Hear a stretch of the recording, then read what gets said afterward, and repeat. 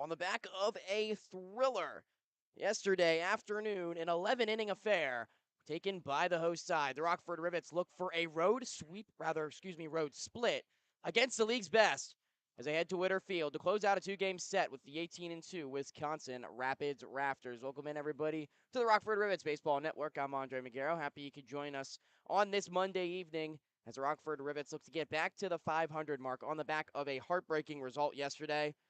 A lead in the ninth, a lead in the 10th. Both go by the wayside. They fall 5-4 on a walk-off fielder's choice against these Wisconsin Rapids Rafters. The back of Wisconsin's third walk-off win of the season and their second consecutive in extra innings here at Witter Field.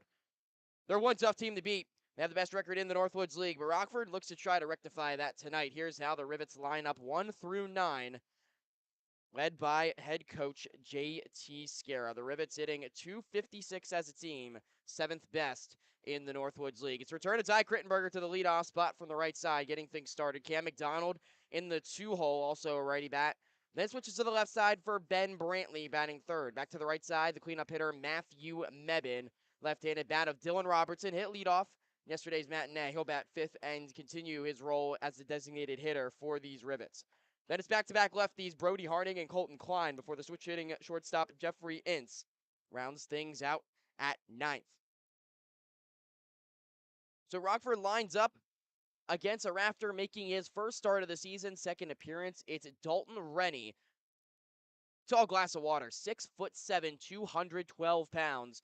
The junior out of Banks, Oregon, plays his college ball at Hawaii. His only action came in a lengthy relief stint in Fond du Lac on Tuesday. Allowed 2 earned runs and 5 1/3 on just 2 hits, walking 1, striking out 6. Ty Crittenberger set to go. He'll lead things off in the righty batter's box to get things underway. Crittenberger, a .319 hitter this season through 19 games. 3 home runs, 18 runs batted in. Righty on righty matchup as Rennie takes a deep breath and gets set to deal the game's opening pitch. He'll work out of the windup. First base side of the rubber. First pitch, fastball inside. And that'll get things started at 6:36 local time. Crittenberger did not start yesterday's game, but here's a charge into one. Deep to left center field. It's over the head of Call, and one hops off the base of the wall. Call slow to pick it up, so it's going to be an easy stand-up double for Ty Crittenberger on just the second pitch of the game. 4th double for the season for Crittenberger, and he's in scoring position to get things started here in the first. Hot start that the Rivets needed in this one. Ty Crittenberger has been a staple upon that leadoff spot, and he'll be in scoring position for Cam McDonald. Call out in left field, couldn't track it down. Ball was scalded off the bat of Ty Crittenberger. Short porch here in Wisconsin Rapids. Just 315 down the lines, 366 to dead center field, but the wind is blowing in from right center for the second consecutive game. So here's McDonald into the righty box, 4 for his first 25 in the Northwoods League this season. Slide step and delivery. It's a fastball low, 1-0 to McDonald from Rennie. McDonald already has 8 RBIs this season through 6 games. Went 1 for 5 yesterday with an RBI single. RBIs in 4 of his first 6 in the Rockford colors this season, the 4th-year Rivet. Holds his hands extremely close to his right ear flap as the next pitch comes in from Rennie. Fastball fouled straight back, and it'll be a 1-1 count. Rockford wears their traditional road uniforms, the dark graphite coloring with the black pinstripes, blocked lettering and numbers in gold, outlined in black. Rockford scripted across the chest. Pants same as the tops. Graphite with the black pinstripes and the black helmet with the alternate Rivets logo on top. Rennie checks back the runner, now kicks and deals home. 1-1, a ground ball hit hard up the middle. Scooping off the shortstop by Ross, but he loses it behind the bag. Can't make the transfer.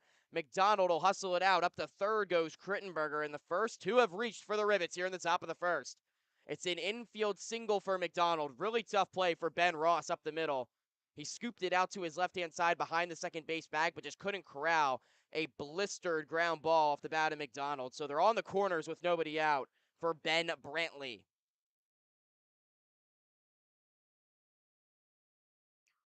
Brantley with an early RBI chance. Infield at double play depth for Wisconsin Rapids. Brantley's 11 for 27 so far this season. Takes fastball off the plate. 1-0 to Brantley. What's to that Wisconsin Rapids defense? Outfield left to right. Chase Call, already met him.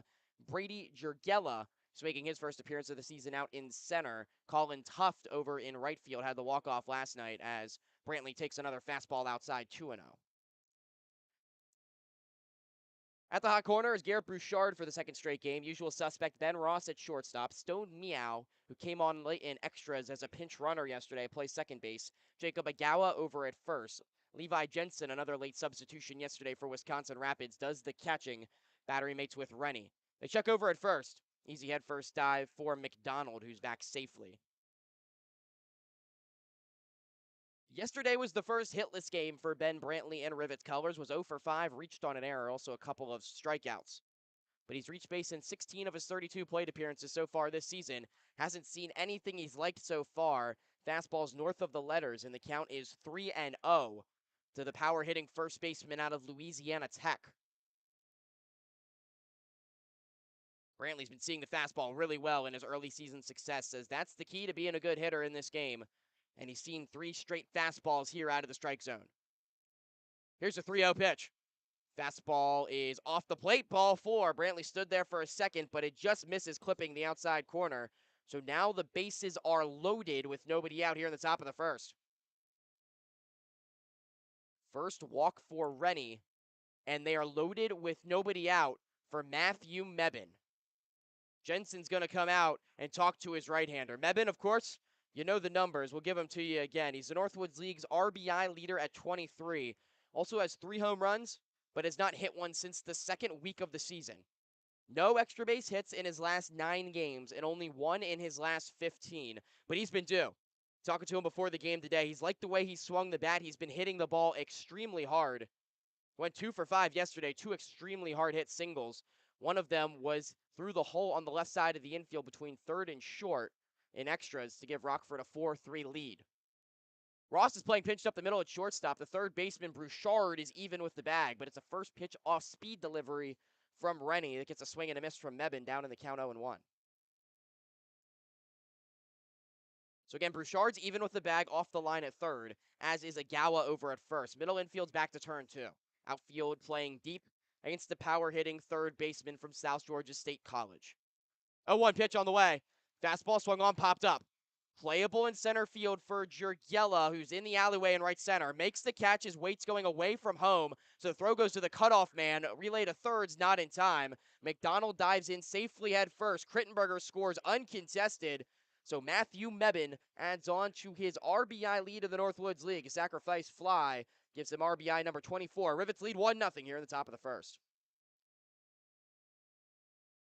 McDonald up to third. Brantley stays put at first. 1 down in the frame. For Mebane, that's already a 4th successful sacrifice this season. Been a very good situational hitter in the middle of that lineup. So on the corners, with 1 out for Dylan Robertson.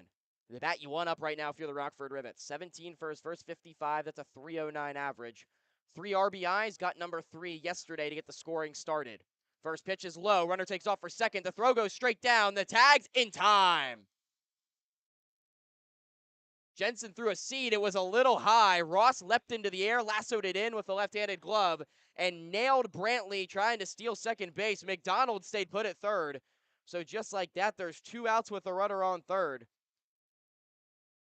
And Jensen pays off for going straight through as he gets Brantley trying to steal second base. Pitch was called a ball, so it's 1-0 to Robertson. Next pitch from Rennie. Fastball hit on the ground towards first. Agawa stays back on it behind the bag. He'll walk it over himself, and that will end the inning. Really promising start for Rockford. They do get a run across on 2 hits on the sacrifice fly from Matthew Mebane, but do leave 1 stranded over at third. 1-0 Rivets through half an inning. Starter David Mata will be on the mound when we come back here on the Rivets Radio Network.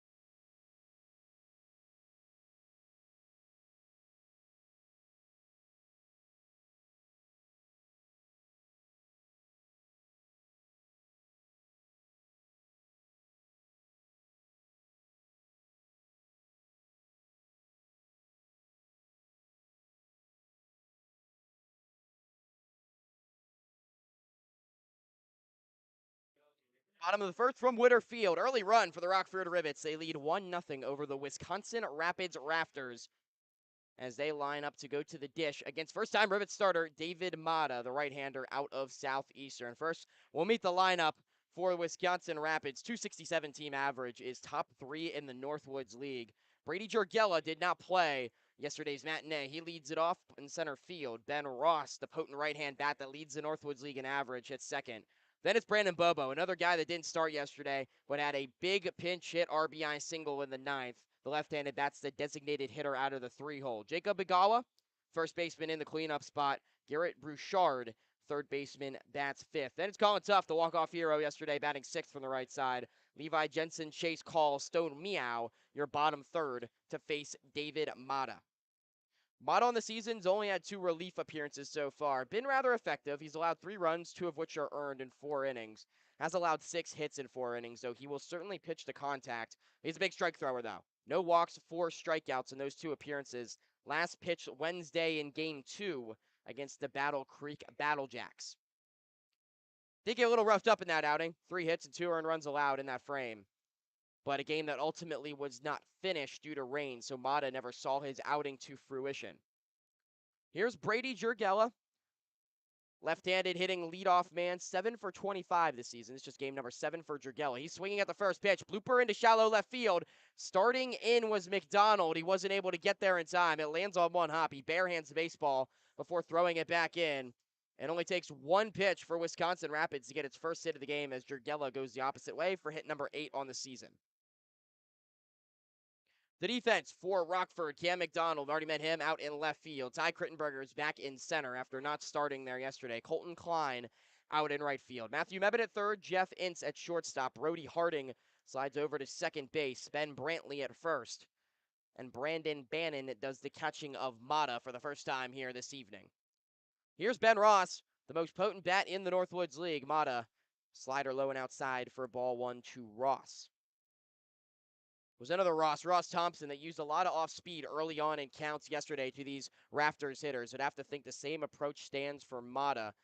The 6'1", 200-pound junior right-hander, Cape Coral, Florida, out of Southeastern. He pumps a fastball low. Bannon able to keep it in front, reaching across his body. It'll be 2-0 to Ross, keeps the runner Jorgella at bay. Can't say enough about Ben Ross. 2 for 5 yesterday. His average went down. That's how hot he's been, from 474 to 468. 6 home runs lead the Northwoods League. 21 RBIs are second. Hit a hitter's count here, 2-0. Pitch from Mata, grounded up the middle, kicks off the mound, settles it down for Ince, shuffles the second for 1. Harding's relays in time, a double play. 6-4-3, just how they drew it up. It erases Jorgella, and that Rockford middle infield between Ince and Harding continues to be a storyline. 4th double play they've turned in the last 3, and there's 2 down in the bottom of the first. Of course, Sefcik and Harding turned 2 double plays in yesterday's game here at Whitterfield. The middle infield for Rockford has been tremendous, and a ground ball, David Mata's best friend there, as the bases are now clear with 2 outs for Brendan Bobo. First pitch from Mata, swing and a miss from Bobo. Went with the changeup, it came up empty. Bobo's a .382 hitter, 6 home runs, tied atop the Northwoods League with Ross. He also has 18 runs batted in. This is only game number 16 for Bobo, but boy, has he been a potent bat. He pulls one down the right field line. It's fair. Klein does a good job cutting it off, so it'll hold Bobo to a single with 2 outs. That ball was scolded down the right field line, but Klein was playing him to pull. That holds him to just 1 bag with 2 outs. Second hit for Wisconsin Rapids in the inning. David Mata's going to stay in the strike zone, which means he's going to get hit hard by this Wisconsin Rapids team. They know how to square up baseballs. It's going to be all about the defense behind him tonight. Next potent bat, Jacob Igawa into the righty box. 286, 2 home runs, 13 runs batted in. Righty on righty matchup. Mata's first look at a pickoff play over to first. Bobo's back with the head first dive. Igawa has hits in 5 of his last 6. Went 2 for 4 with an RBI yesterday. He's been extremely productive in the middle of this Wisconsin Rapids lineup. Mata's first pitch, ball low. Count goes to 1-0 on Igawa. Neither starter having too much success with first pitch strikes here in the early going. Only 1 so far for Mata, and only 1 for Rennie over in the first inning. We'll meet your umpires here in a second after the 1-0 pitch. Mata's next pitch. Agawa shows bunt. It's straight back to the mound. Mata's up with it. He throws the first in time, and that'll end the inning. It's Seth Hansen calling balls and strikes. Austin Makechek at third. Mark D'Amelio over at first, but the side is retired as Agawa bunts out to end the frame. 2 hits in the inning for Wisconsin Rapids, but a runner left stranded and no runs on the board after some clean defense from the Rivets up the middle. We played 1-0 Rockford. We'll step aside on the Rivets Baseball Network.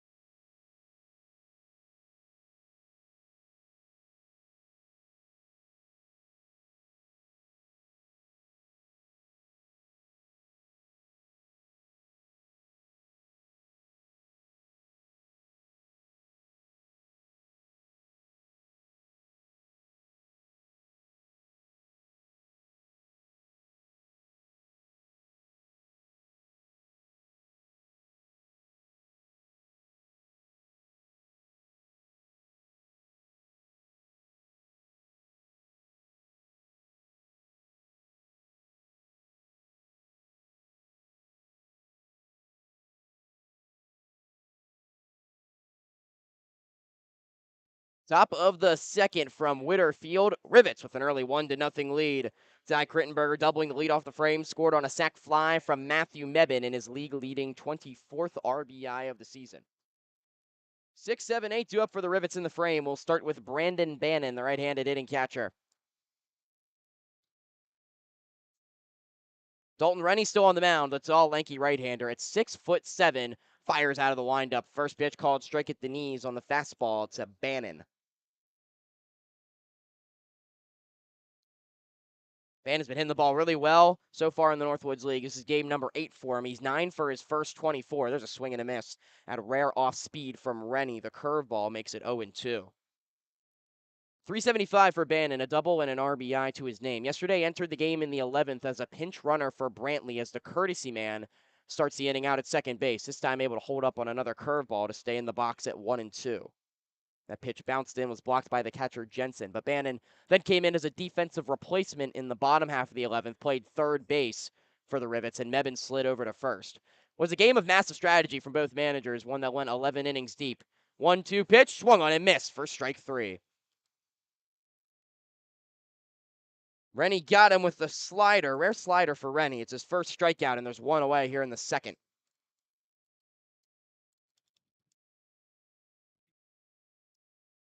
Left-handed hitting second baseman Brody Harding now into the box. A rare slider for Rennie because he didn't throw any in his first outing for Wisconsin Rapids. Went 5 1/3 using strictly the fastball and curveball. Harding takes a fastball low and away for ball 1 on this occasion.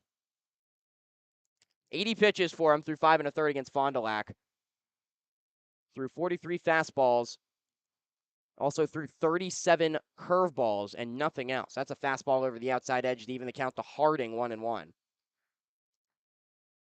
Brody hitting a tick under 300 in the early phase of the season. He takes a fastball away and the count goes to 2-1. 9 for 31. 7 runs batted in, but the on-base percentage up there at .463. He's reached base in 19 of his first 41 plate appearances. There's the changeup from Rennie. It gets a swing and a miss from Harding, and the count goes to 2-2. He's going to throw more changeups now because there are lefties in this Rockford lineup. Weren't any in Fond du Lac's lineup when he came in for his long release stint on Tuesday. 2-2 pitch. There's another changeup. It's low and inside. Harding watches it all the way as it's blocked by Jensen, and the count goes full. Harding's really good at running deep counts. His on-base percentage, as we set up there, 9 walks and a hit by pitch. So he's reached base more times via a walk and hit by pitch than he has getting a hit. Here's the payoff. Breaking ball fouled in between the legs of Harding over towards the Rivets on deck circle. So it stays at 3-2. Harding 1 for 5 yesterday. Settles into the lefty box. Here's the next payoff. Fastball, swing, and a miss. He got him. Rennie's got some run on that fastball. It'll run up towards the high 80s. That was 89, fastest we've seen from him yet. Back-to-back strikeouts, 2 down, nobody on here in the second. Still 1-0 Rockford. Colton Klein be the batter. Second straight left-handed bat for JT Scara and company. Klein's first action of the series. He's continued to swing a hot bat. Has the outfielder from Carthage College. Takes a fastball just outside 1-0. Klein's seen his batting average balloon by 20 points over the last homestand for the Rivets. It's his first action on the road since that 6-game homestand back at Rivets Stadium. As Rennie comes back with a fastball over the outside edge to even the count. Hitting .260 now with 7 runs batted in. 13 for 50 at the dish. Klein takes another fastball over the outside edge. That one may be a little more generous from the home plate umpire. It's 1-2 to Colton Klein. On the homestand, Klein was 4 for 13, 3 of his hits for extra bases, including a grand slam. And he had 6 runs batted in. 1-2. Rennie's continuing to try to nibble away, but it's taken from Klein that time, and the count goes to 2-2. Hits in 3 of 5. 2-2 pitch, grounded back up the middle. Going to be a tough play for Ross. He ranges over to side from behind the bag at second, spins and throws in time. What a play from Ben Ross, spinning behind the second base bag off balance to nab Colton Klein and retire the side. 1-2-3. No runs, no hits, no errors. Nobody left. We played an inning and a half from Witter Field. Still 1-0 Rivets. We'll step aside on the Rivets Baseball Network.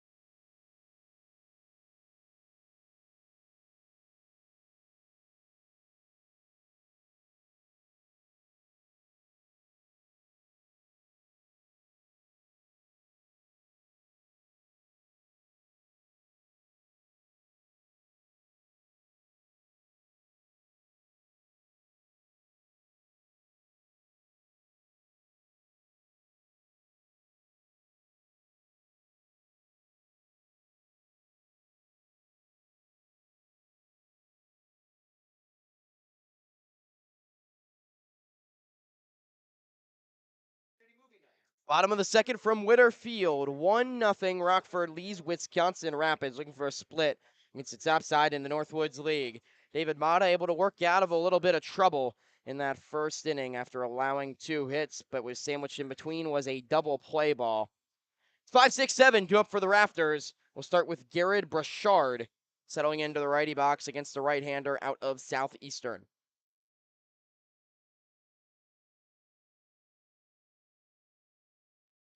Bouchard's a .315 hitter, 2 home runs, 10 RBIs. Very tight stance in the righty box. First pitch from Mata out of the windup, straight away on the mound. Pumps a fastball over the heart of the plate for strike 1.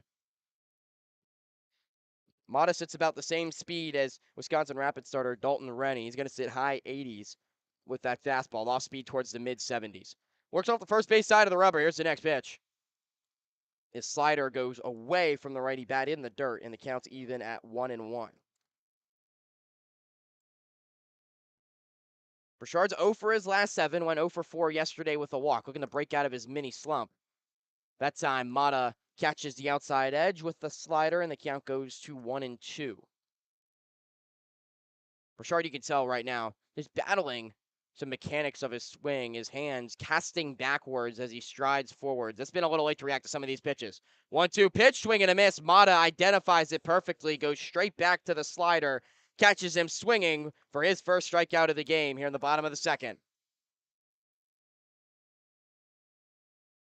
And really hard to get in the bat path of that off-speed pitch behind in the count when your hands are casting backwards. Brashard is frustrated with himself up the third base dugout, but a good job from Mata for his first strikeout of the game. One down, nobody on, 1-0 Rivets here in the bottom of the second. Colin Tough to the batter. Mata goes straight back to the off-speed, catches the outside edge for strike one. 78 that time on the breaking ball. It's a 4-pitch mix for Mata. He'll have fastball, slider primarily, but also has a changeup and curveball he will use on occasion. A 1 pitch this time. The breaking ball is low, and the count's even to Tuft. Tuft's 7th game. He's 8 for his first 26, but his biggest hit, no doubt, came yesterday. He went 1 for 4 with the walk-off fielder's choice in the 11th. So not going down as a hit, excuse me. It was a ground ball to Brody Harding as the fastball is spiked off of home plate, and it'll make it 2-1 to Tuft.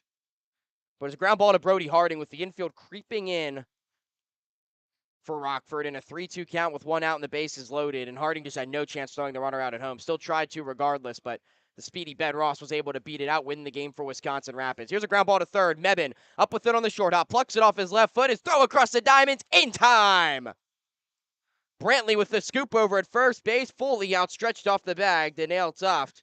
5-3 on the putout, 2 down in the bottom of the second.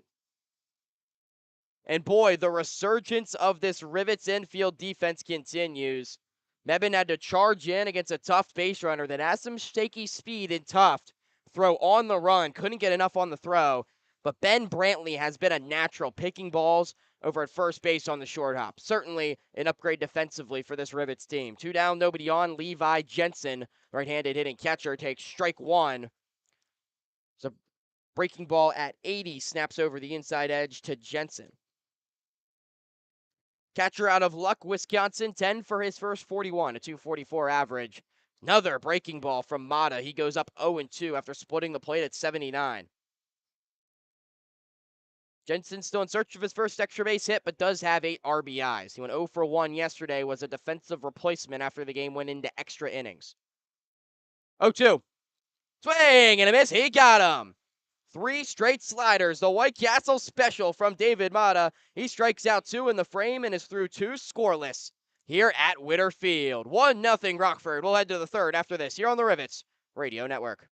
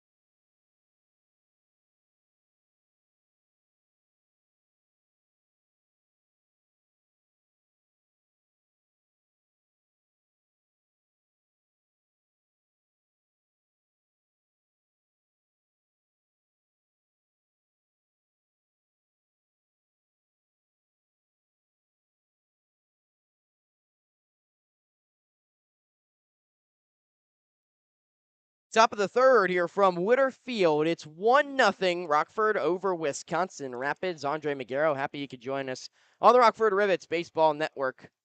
Jeffrey Ince, the switch hitting shortstop, set to lead off for the Rivets, followed by the top of the lineup in Ty Crittenberger and Cam McDonald. Got the offense started for Rockford with back-to-back hits in the top of the first inning. Crittenberger coming home to score after doubling via a Matthew Mebane sac fly. That's your only score of the ballgame so far. Both teams with 2 hits up on the board through the first 2 frames. Both starters have settled in nicely. Dalton Rennie into the lefty batter's box as he'll face Jeff Ince.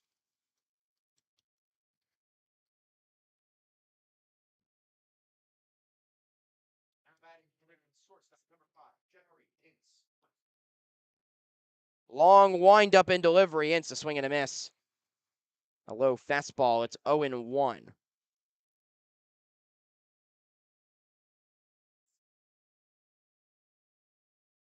Next pitch is bounced in, so the count goes to 1-1 to Ince.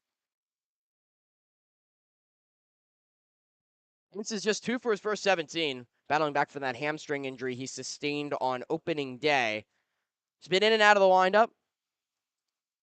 Had to miss a couple games of that Battle Creek series after making his return in Traverse City, but is beginning to feel better and better by the day and has finally gotten some regular reps after not playing this season at Louisiana Tech. He's taken 2 straight fastballs out of the zone, and the count goes to 3 balls and 1 strike. That's been the Achilles heel for Ince in the early stage of the season so far. He's been a little overeager to get the bat going offensively and been susceptible to the high fastball. He's laid off a few here. 3-1 pitch is bounced over to first, but it'll drift foul. So now the count full to Ince.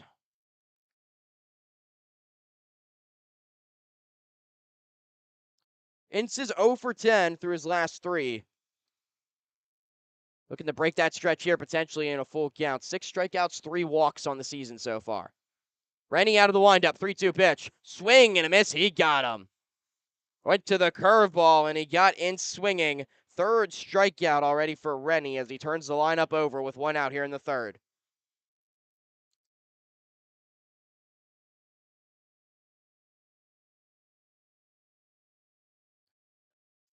This is where Rockford's offense got cooking in the first inning. Started with the leadoff man, Krittenberger, the catalyst up top for the Rivets. He doubled to the left center field gap over the head of the left fielder, Chase Call. A very shallow outfield here at Witter Field and was able to come around to score. Shows bunt at the first pitch, pulls back. The slider over the inside edge for strike 1 to Krittenberger. Rennie's worked a much healthier 4-pitch mix than he did in his first outing against Fond du Lac. Again, primarily went fastball, curveball through the 80-pitch outing, but we've already seen some sliders, some changeups, keeping hitters more honest. That's a fastball outside. Krittenberger even in the count at 1-1. Next pitch from Rennie. It's more off speed, right across the letters, 1-2, as he drops in the breaking ball.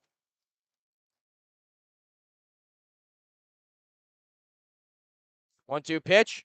It's a buried slider, bounced up the middle. Ross from behind the second base bag throws in time. It was a slow tapper right in front of home plate. Had a lot of steam taken out of the baseball. Ross had to be quick with the transfer and throw, but a bullet of an arm to nail the speedy Krittenberger for the second out of the 3rd. And if Ben Ross can play defense like that on top of his offensive production, sky's the limit. Krittenberger's one of the fastest runners in the Northwoods League. He topped the stolen base charts, and Ross threw him out by a good half step, despite the slow roller. 2 outs, nobody on for Cam McDonald. Takes outside for ball 1. McDonald singled on a ground ball up the middle. That was too hot to handle for Ross in the first. Eventually stranded on 3rd in the frame. 1-0 pitch. Rennie straight back with the fastball over the heart of the plate for 1-1.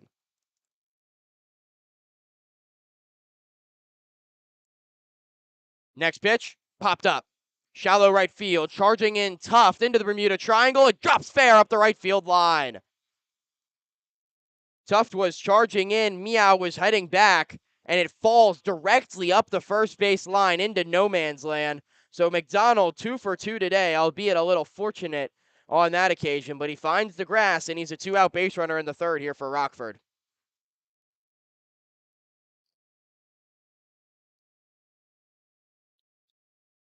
Third hit for the Rivets, 2 outs and a runner on first for Ben Brantley. Walked on 4 pitches back in the first. Creeping that on base percentage back over 500. Still hasn't seen a strike yet as the first pitch from Rennie low in the zone. So 1-0 to Brantley. He dangles the bat over the plate and then wiggles it off his left shoulder. Runner staying put in McDonald. There's the first strike Brantley's seen all day. Fastball belt high on the outer edge.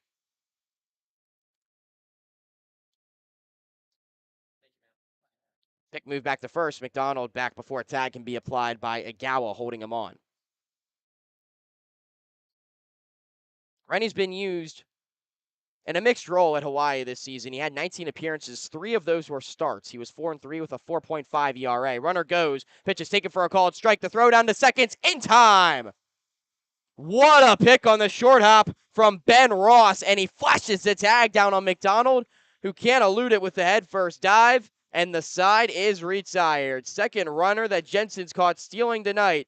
And the Rivets go down in order in the third. Rennie through 3 innings of just 1-run baseball.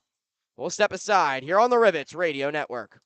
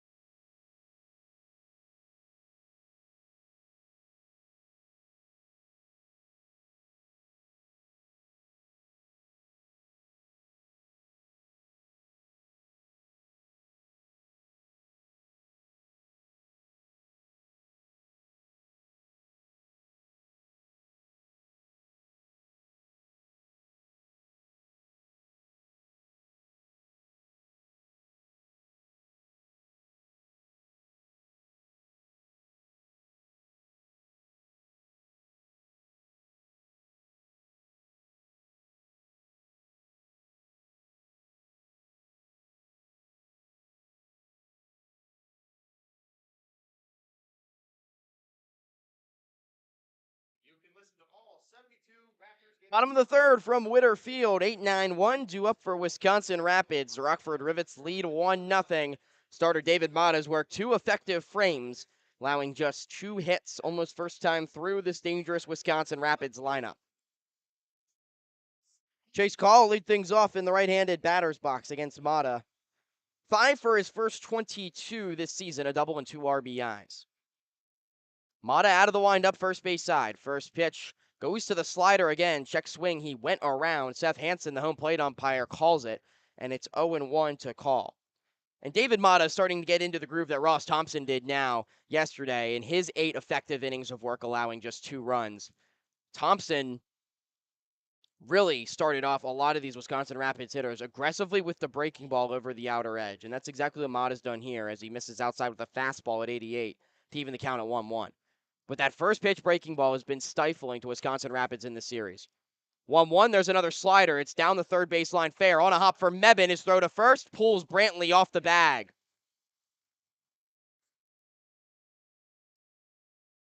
Call's able to reach. We'll see what the decision is.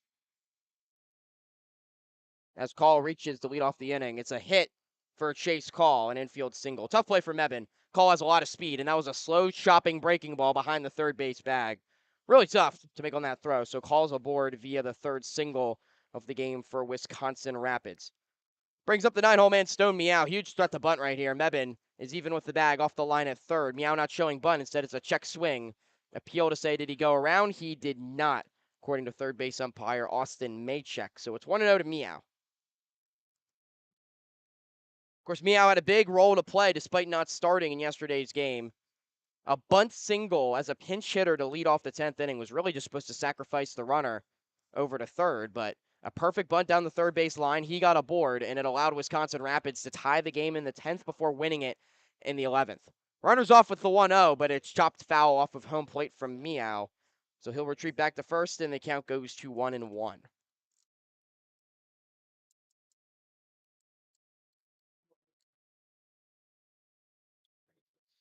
Meow's just a 200 hitter this season, despite the success yesterday. This is game number 12 for him. He's 6 for his first 30. Still looking to repeat that form that he had for Hawaii this spring, where he was second team All Big West and hit 292. He's a left-handed bat that, similar to the catcher perched behind him, Brandon Bannon, is super choked up on the bat, even without 2 strikes. You can see a good quarter inch of bat handle above the knob before his bright red batting gloves cover the rest of the handle. Mata kicks and deals. It's down low, blocked by Bannon. There's a pesky base runner over there and Call. He'll retreat back to the first base bag, and the count goes to 2-1 as Mata was low with the slider. Sun continues to set here in Wisconsin Rapids as the shadows now engulf both the pitcher's mound and home plate from the high bleachers and overhangs. and close towards the second base bag. All three bags still in the sunshine. They'll check over at first. Back with the head first dive is Call. Base is about the only thing still cloaked in the sunshine other than the outfield. All the foul territory here at Witter Field, either side, also in shadows, with the high stands and the rat trap down the third base side. A double-decker suite area with, of course, the craft river that floats your drinks down to you as Meow takes inside 3-1. Then you have the exposed roofless bullpens and closed-in chain-link fencing down either line, and the bullpens in folding chairs in play in foul territory. 3-1 pitch, swung on, grounded up the middle. It gets through into center field for a base hit. Runner was off in Call, so he'll get the third standing. Back-to-back singles for the bottom of the Rafters lineup. They have 4 as a team, and runners on the corners with nobody out in the top of the lineup coming up. So the first real jam for David Mata here in inning number 3 of work. On the corners with nobody out, and Brady Jurgella, the leadoff man, about to step into the left-handed batter's box.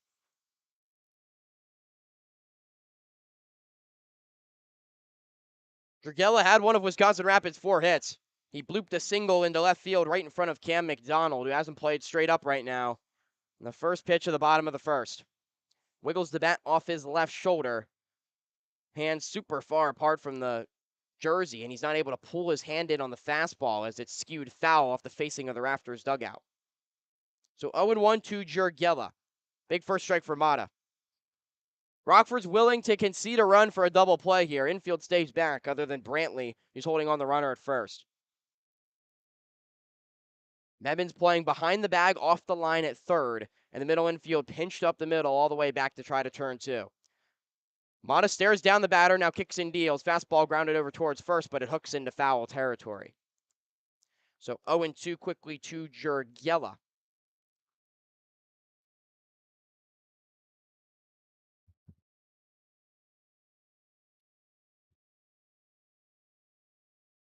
Mata this season out Southeastern, 6 appearances, a 7.50 ERA. Pitched sparingly. Did not start any games, but he only allowed 2 earned runs in his last 5 outings. So he came into fine form here in the Northwoods League. Big contact pitcher looking to get it out here in the top of the order. No balls, 2 strikes. Kicks and deals. Breaking ball up the middle, off of Mata's glove. It's through into center field for a base hit. It splits the Rockford middle infielders. Krittenberger will lob it in as Call jogs home from third. An RBI single for Brady Jurgella knots this game at 1.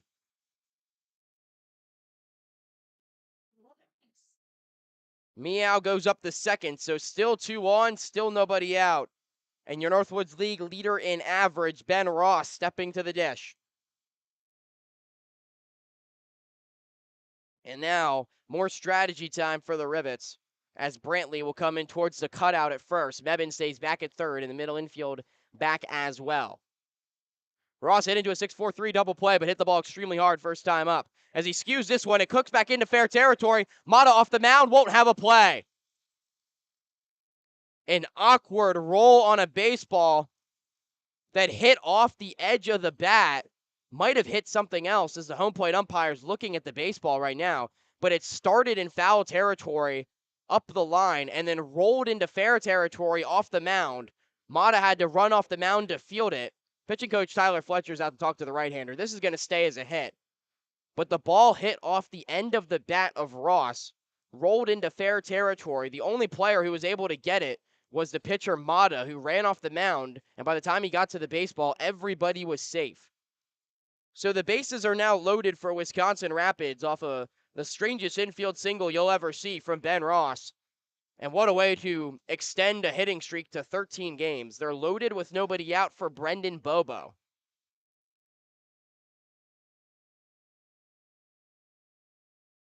Seriously unrocky for Rockford. I mean, that's a pitch that Ross does not hit well at all. Barely makes contact with it, but it somehow rolls its way into fair territory. And Brantley over at first base, you can't blame him. He's going over to field the ball in foul territory, thinking it's just going to bounce up the line. And then it immediately ricochets and rolls into the middle of fair territory between the mounded first base and the grass. Very strange roll. Nobody in the graphite uniforms were ready for it. And now the bases are loaded with nobody out and the 3-hole man up for Wisconsin Rapids.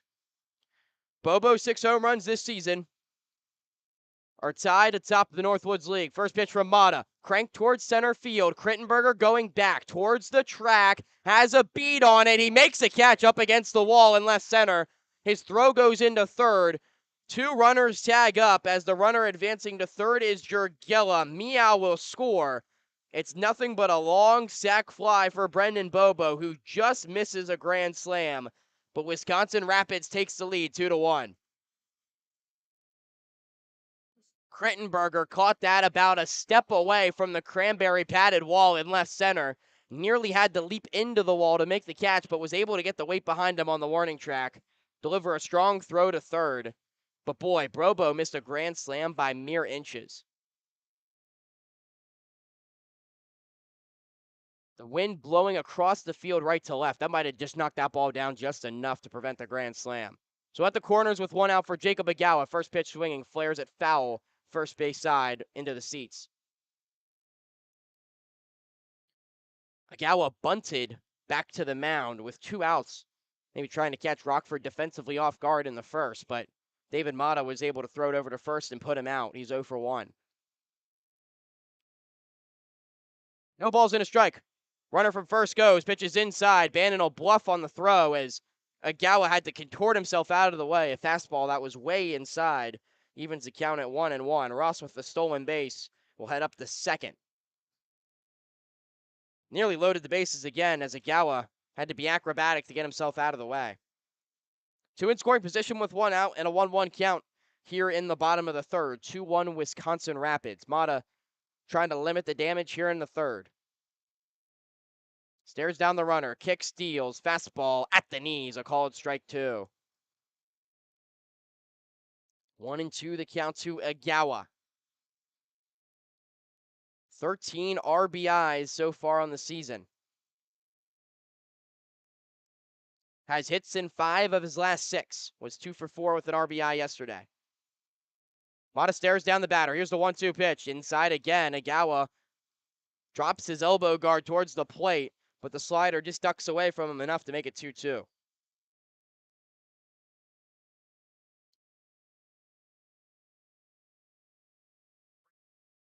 Mata dangles down the right arm, his glove pinned atop his left kneecap with the high black socks. Now comes set at the belt.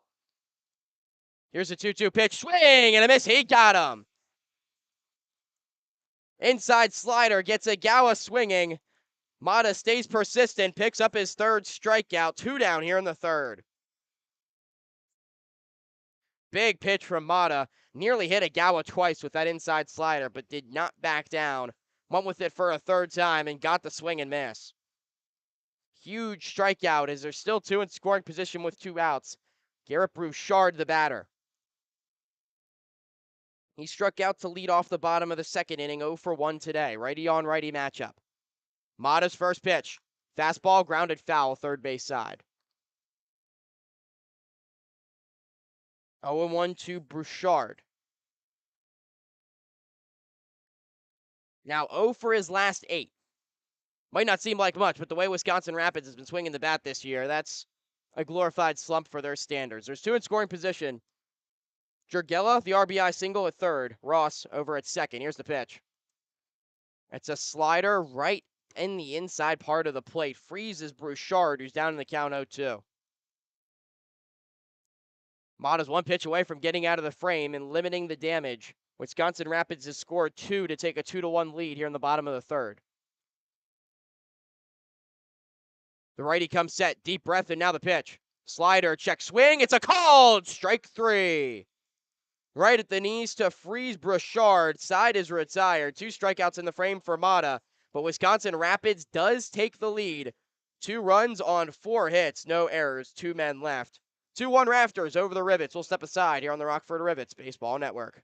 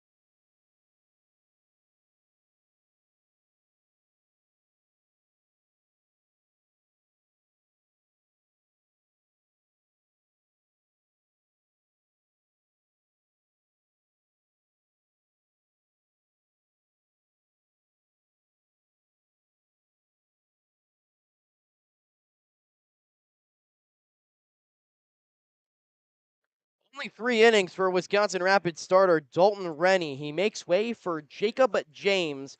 First arms out of the Rafters bullpen. Final line on Rennie. 3 innings, 3 hits allowed, just 1 earned run on a walk and 3 strikeouts. So he will not see the middle of Rockford's lineup a second time through. Instead, it's the left-handed arm of James. As Wisconsin Rapids continues to piece this one together, pitching staff by committee has been the formula for them in this series. Used 6 arms in yesterday's 11-inning affair. Were able to get over the line with the 5-4 win. It's 3-4-5 to up in the Rockford lineup. Brantley, Mebane, and Robertson. So 2 lefties, the scheduled hitter against the Southpaw entering the game from North Alabama. It's his 8th appearance of the season, has only allowed 2 earned runs in 9 innings so far. Those on 4 hits with 7 walks and 12 strikeouts. Last pitch on Saturday night in the 4-3 extra innings win over Madison, where he went a scoreless inning, striking out 1. It was a 1-2-3 inning for him.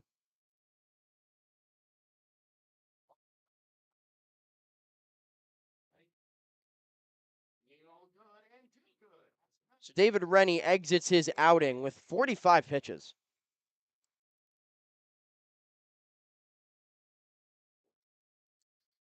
That almost 40 pitches less than his last outing, albeit 5 days ago. But it's very much been a don't strain the arms type of pitching staff for Wisconsin Rapids, but it's been effective for them.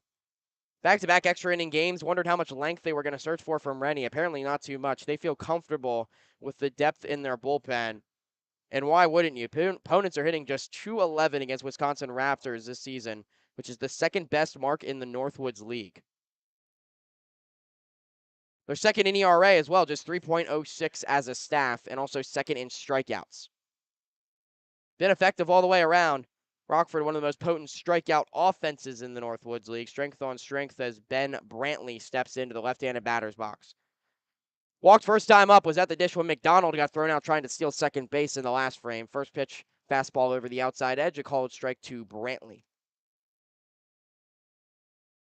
Power hitting first baseman out of Louisiana Tech. Lefty-lefty matchup. But another good fastball from James over the outside edge makes it 0-2.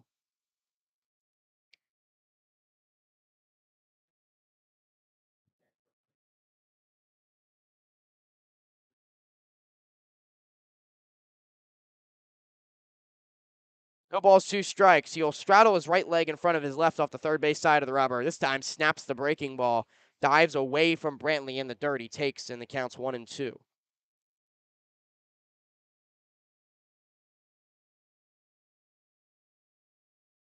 Brantley dangles his bat a couple times. Now has it come to rest on his left shoulder. 1-2's low in the dirt again. The count's even. Not incredibly overwhelming in terms of velocity. Fastball's only 85. His breaking stuff will sit in the low 70s. Change up his primary off speed. Curveball as well. Does not feature the slider very often, if at all. 2-2 pitch. Inside out swing down the third base side. It's foul. Was a diving effort from Bouchard behind the third base bag. And it just is out of his reach as it drifts into foul territory. That was a fastball in on the hands of Brantley. A late inside out swing. But the count stays at 2 balls and 2 strikes.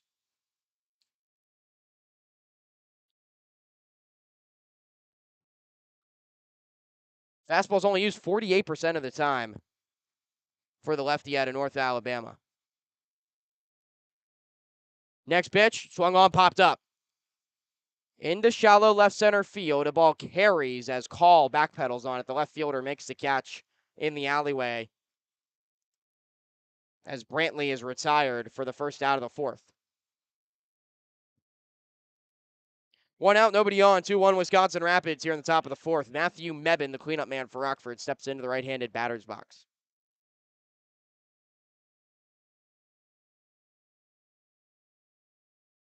Mebane delivered the lone Rivets run via sacrifice fly to center back in the first. First pitch swinging, he fouls it straight back 0-1.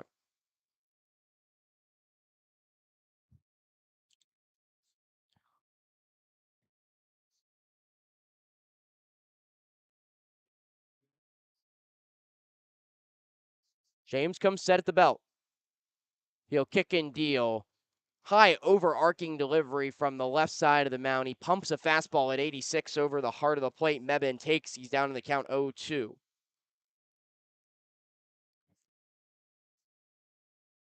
James set to go right away, working quickly on the bump. 0-2 pitch. This time bounces the curveball. Mebane takes all the way. 1-2 the count. Jensen points towards his pitcher, giving him a nod of approval on that location. Don't want to give anything over the plate to Matthew Mebane, especially a breaking ball. Very good breaking ball hitter. 1-2 strikes. Here's the pitch. Mebane thinks about going after a curveball. It drifts away from the righty bat outside. 2-2.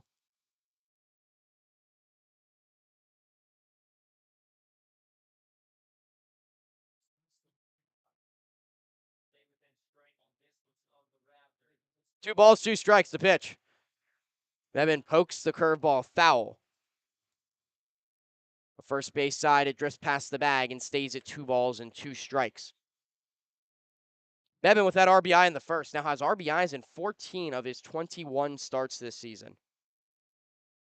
He's delivered time and time again with runners in scoring position. Of course, the extra inning RBI single yesterday as well. 2-2 pitch is a call. Strike 3. Wins the battle that time as he went back to the fastball after about 3 straight curveballs. Stifles Mebane right at the knees over the inner third. First strikeout for Jacob James, and there's 2 down in the 4th.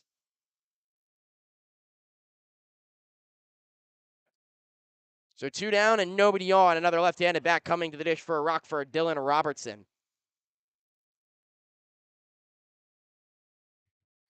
Base is empty here in the 4th. It's still 2-1 Wisconsin Rapids.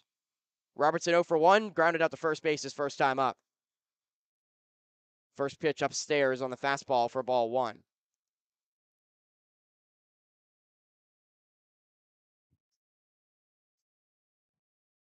James looking for a 1-2-3 frame out of the Wisconsin Rapids pen. Next pitch, fastballs over the plate to make the count 1-1.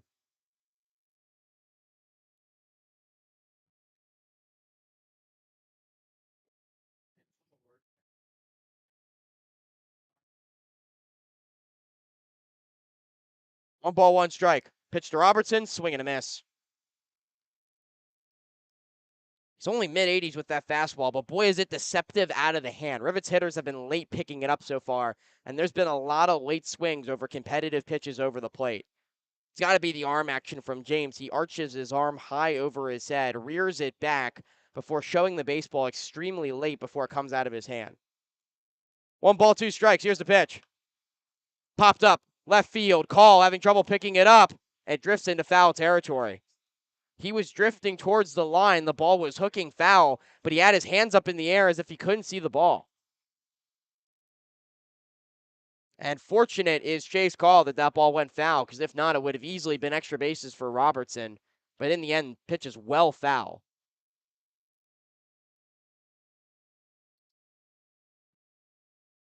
The sun sits high over home plate here at Witter Field and currently sets in that left field side, right where the baseball came from out of the righty box from Robertson. Stays at 1-2. 1-2. Swing and a miss. He got him. Jacob James, a curveball, strikes out Robertson swinging as he buries it in a 1-2 count, and the side is retired in order. No runs, no hits, no errors, nobody left. 2 strikeouts and another 1-2-3 frame from Jacob James. We've played 3.5. Still 2-1 Rafters here on the Rivets Baseball Network.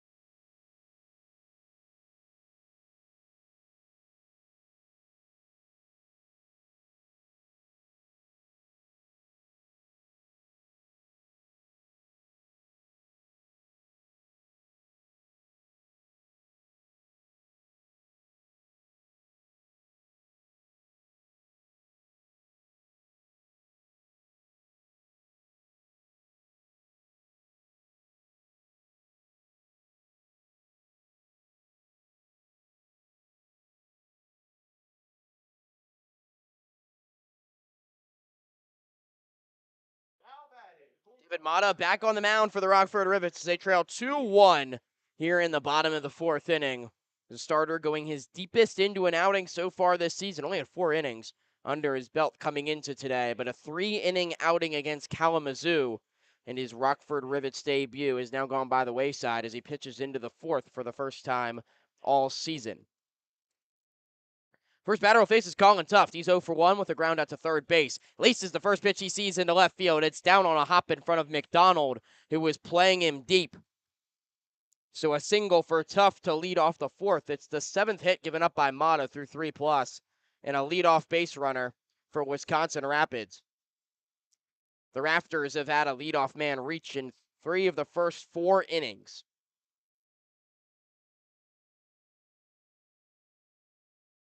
So a man on for Levi Jensen, one of 4 Mata strikeout victims, his first time up in the second. Righty on righty matchup. First pitch from Mata. Fastball splits the plate for strike 1.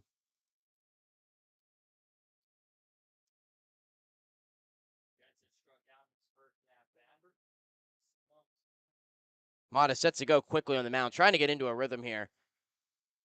As he pins the glove low off the top of his left knee, dangles the right arm down. Now comes set at the belt, kicks and deals. Swing and a miss at a fastball from Jensen. Count goes to 0-2.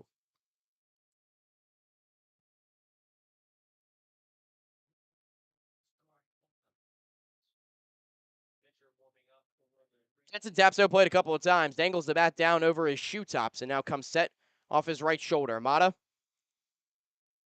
peers down at the right-handed batter, kicks and deals. Runner goes, pitches grounded, foul, third base side. So it stays 0-2 to Levi Jensen. See how deep Mata goes into this game. Rockford obviously has some depth in their bullpen available after going just 3 pitchers yesterday. One of them only went 2/3 of an inning in Meshulam. Isaac Crabb going inning and 2/3, and starter Ross Thompson going 8 strong. And then you have your 2 workhorses on the mound scheduled to hit play against Kokomo, and Kyle Seabach and Tyra Barczyk. They're the projected starters for that series right now. You got to feel good about how deep they can potentially go into a ball game against the last place Jackrabbits, who have struggled offensively. So you got to think Rockford can throw the kitchen sink at this one bullpen-wise if Mata runs into trouble again.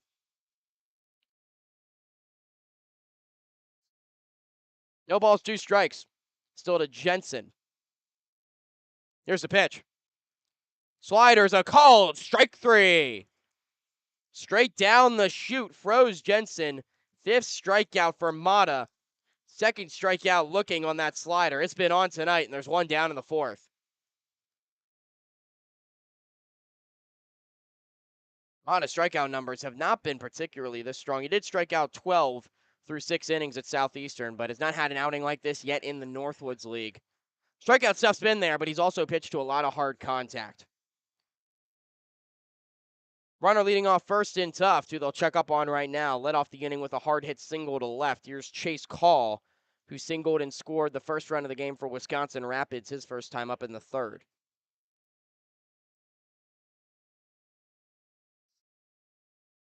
Call 2 for 5 in the series. Runners off, pitches high for a ball. Throw down the second. It's not in time. The throw was there in time. Brody Harding, the second baseman, must have just avoided him with the tag. Throw was in plenty of time. Tuft must have slid towards the back of the bag and eluded the tag. Well, Tuft has that deceptive speed. He's a catcher by trade, but that's his 4th stolen base already in the Northwoods League here in game number 7. So he moves into scoring position. Pitch is grounded off the leg of Call, foul. And hits his shin guard, so avoids any potential serious damage. He'll walk it off as the count goes to 1-1.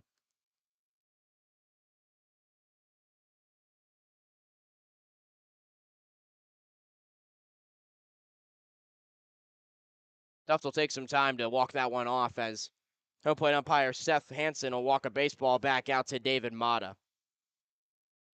They're still talking about that play over at second base. Harding is talking to the runner over at second and Tuft during this stoppage, as is the first baseman Ben Brantley. It'll be interesting to get another look at that one as the night goes on. What could loom large for Wisconsin Rapids as they get another runner into scoring position in a very tight ball game here. Still one out in the frame. Mata trying to bear down. 1-2 pitch. Slider swung on and missed. So now the count goes to 1-2 to chase call.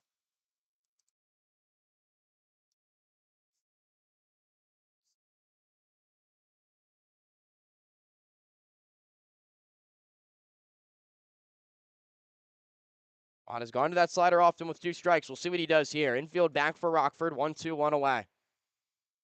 Nobody holding on the runner at second. Gets a very aggressive lead. 1-2's bounced in. It kicks off the glove of Bannon, gets behind him. So Tuft will jog up to third, and he's now 90 feet away on the wild pitch. And that's why that stolen base means so much. Now an elevated ball towards the outfield can get a third run home for Wisconsin Rapids. It's a 2-2 count, now to chase call. And JT Scara is going to bring the infield in.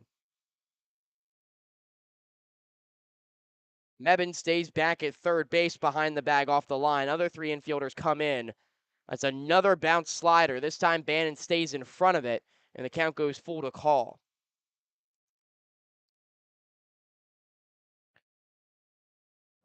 That's a big pitch here. Obviously, walking call, not the worst thing in the world here. Puts the double play in order. But you've got a fast runner in Meow on deck who does not strike out a lot. Makes it very difficult to keep Wisconsin Rapids off the board here in the frame. 3-2 for Mata. Inside, ball 4. When it tried to go back front door on that slider at 79, but snapped it over the inside portion. So call takes ball 4. It's the first walk from Mata, and they're at the corners with 1 out here in the 4th.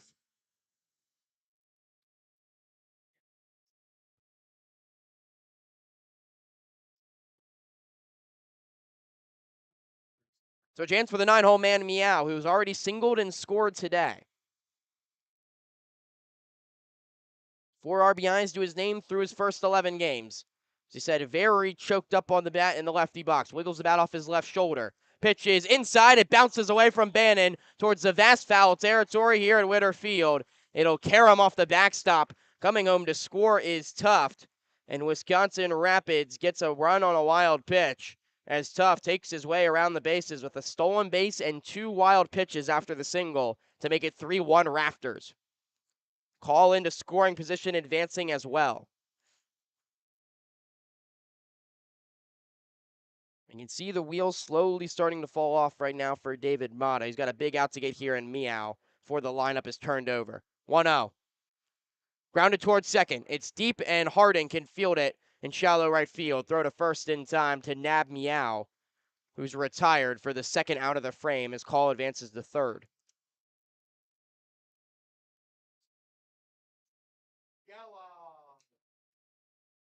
Lineup turned over for the red-hot leadoff man for the Rafters in Brady Jurgella.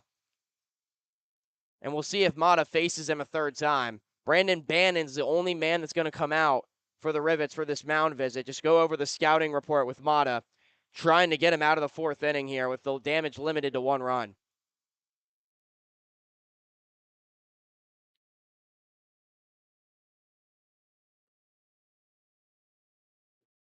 Wisconsin Rapids leads the Northwoods League in home runs, but it's been all small ball tonight. 4 hits in the 3rd. They were all singles.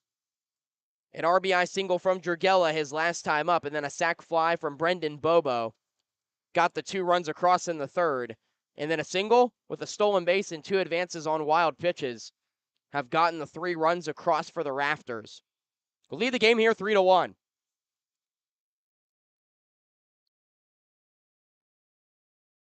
Jurgella got his first RBI of the season last time up. He's 2 for 2. First pitch to him, swing and a miss.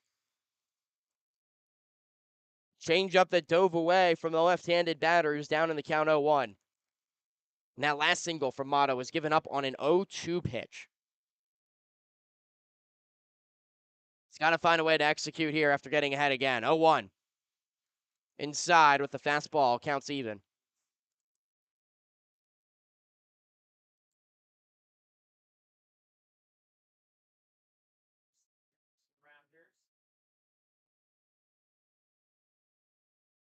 One ball, 1 strike.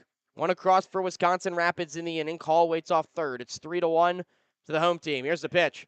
1-1, swing and a miss. Powered the fastball past him at 88, and the count's 1-2.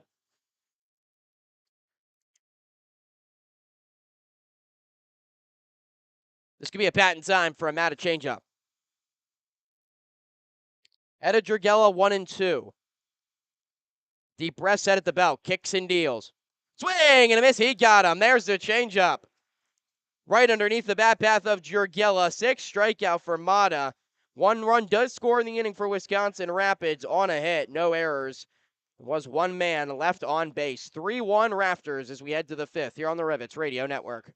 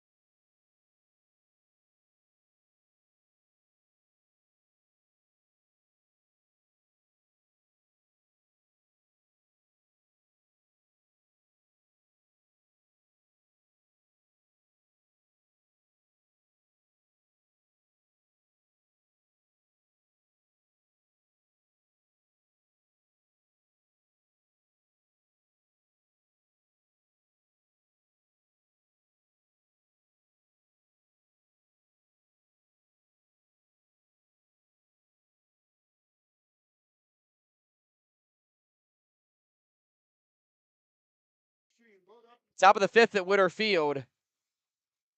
As Jacob James stays on the hill, the Rafters add on to their lead. It's 3-1 Wisconsin Rapids as the Rivets look to bounce back and avoid being swept on the road for the 3rd time already this season. Brandon Bannon, Brody Harding, Colton Klein, 6, 7, 8 in the Rockford lineup, the scheduled hitters.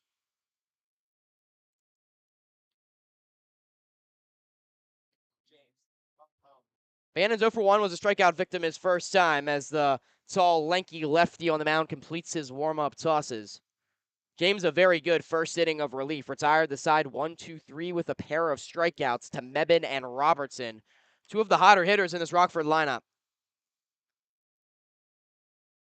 Bannon's 0 for 1. He was a strikeout victim first time through against starter Dalton Rennie. He only went 3 innings, striking out 3 on just 45 pitches.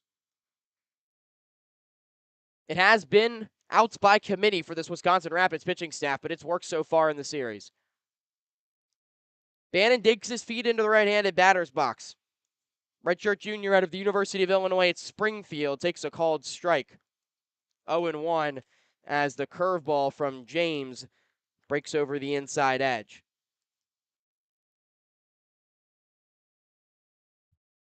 Bannon's first start since the 6-game homestand for the Rivets, where he went 6 for 15 at Rivets Stadium with an RBI. He's been swinging the bat extremely well. The 0-1's chopped foul on another curveball. He's quickly down in the count, 0-2. See if that's it for David Matta on the mound for Rockford. 4 effective innings of relief. Noah Ruin currently getting warmed up in the Rivets bullpen, the side armor out of Tyler Junior College. No balls, 2 strikes. Here's the pitch. Fastball up and tight, 1-2.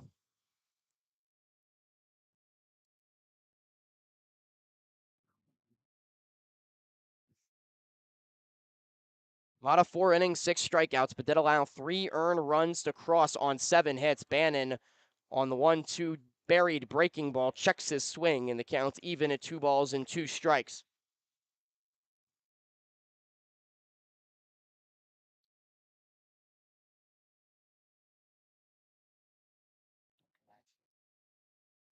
James peers in Third base side, pinning the glove to his right knee, stooped over as he fires in. Line drive, what a snag! Stone Meow goes airborne at second base as Bannon lined it the other way. What a snag from the Rainbow Warrior over at second base. Bannon robbed of a base hit to start the fifth.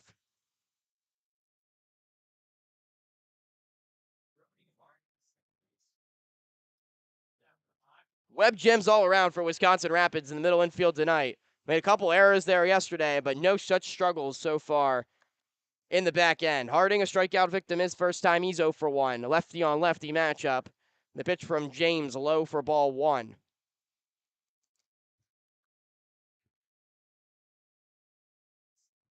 Just a fourth strikeout for Brody Harding in 10 games back in the second. Been extremely tough to strike out, but James has been accurate with that fastball so far. It's over the outside edge here to even the count at 1-1.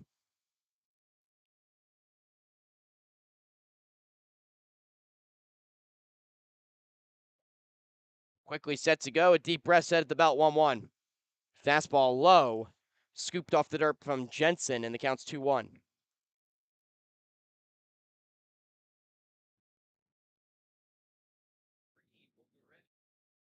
See how long James goes. His longest outing of the season is only 2 innings. There's no action in the Wisconsin Rapids pen, but the effectiveness he's pitching with right now could give Wisconsin Rapids plenty of length. He snaps a curveball right over the outside corner. Nothing Harding can do with that pitch as he takes it for strike 2. Big break on the 12-6 right over the corner of the plate. The count's even to Brody Harding.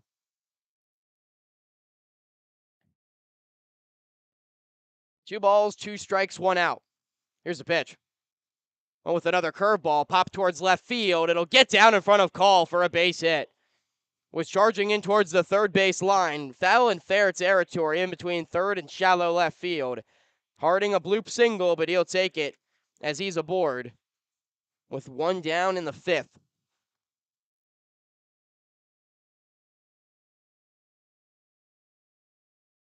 Harding's now reached base in 20 of his first 43 plate appearances. He'll stay at first base for Colton Klein, another left-handed bat.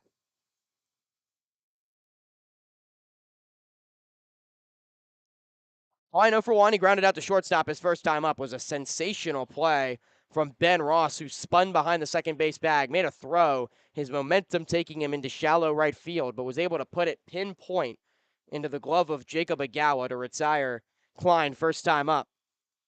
First pitch is high for ball 1 to the outfielder out of Carthage College. Klein, imposing figure in the lefty box, 6'3", 205. Experienced body, a senior from McHenry, Illinois. Played for Rockford last season through 14 games, hit .264 with 3 RBIs. Has only upped that efficiency so far here in 2022. Couple of checks over at the runner at first. Harding is a stolen base threat, but he's back standing on both occasions. 6 for 7 stealing so far this season. But 2 rivets have already been thrown out in this ball game. McDonald in the 3rd, and also Brantley in the 1st, as the next pitch is outside to Klein, 2-0.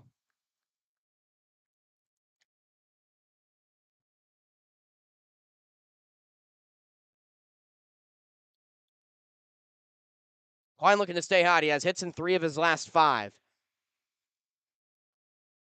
He'll hold out the bat, casting in the right hand. Now comes the rest on his left shoulder. He takes a curveball over the belt, 2-1.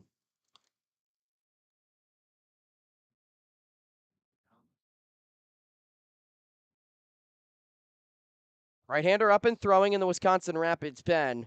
This ends a string of left-handed bats for Rockford. Does have the switch inning Ince behind him, does Klein, for a righty-heavy top of the lineup for the Rivets. They'll check on the runner at first. Harding's back with a head-first dive.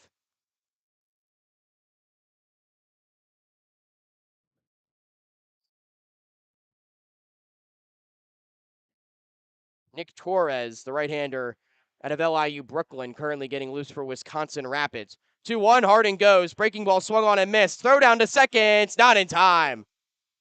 But they will call batter's interference on Klein, who dove out in front of home plate. So Harding has to go back to first, and Klein is called out on the batter's interference. Klein's trying to say the swing took him towards home plate. That's what head coach JT Scara is arguing as well. But Seth Hansen does signal batter's interference. He'll stay with the call, so Harding's back to first, and there's 2 down now in the 5th.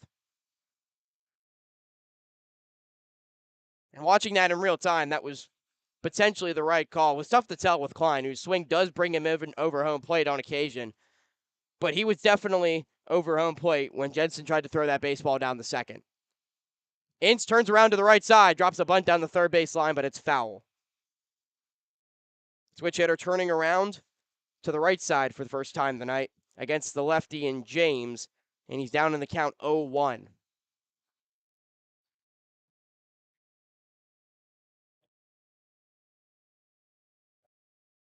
Ince just 2 for 18. He's 0 for his last 11. Looking to break out, extend the inning for the Rivets, and turn the lineup over. More importantly, try to get Jacob James out of this ball game, who set at the belt with the 0-1.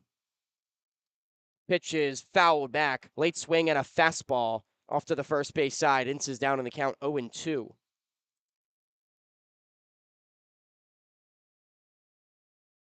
Just hits in 2 of 7 so far for Ince, who's still working his way back to full health from that hamstring injury on opening day. Casts the bat out over home plate, and both his hands clasped by the white batting gloves. He now comes to rest and wiggles it off his right shoulder. 0-2, fastball way upstairs. Back pick over to first is not in time. Jensen's been active throwing out runners. He's shown off the hose on a couple of occasions. Harding gets back that time, and it's a 1-2 count to Jeff Ince.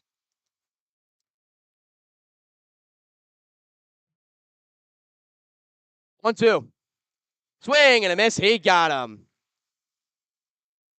Went back to the 12-6 looping curveball. It's his third strikeout, and it gets Ince swinging to end the 5th inning. No runs on a hit, no errors, 1 man left. 3-1 Rafters as we head to the bottom of the 5th here on the Rivets Radio Network.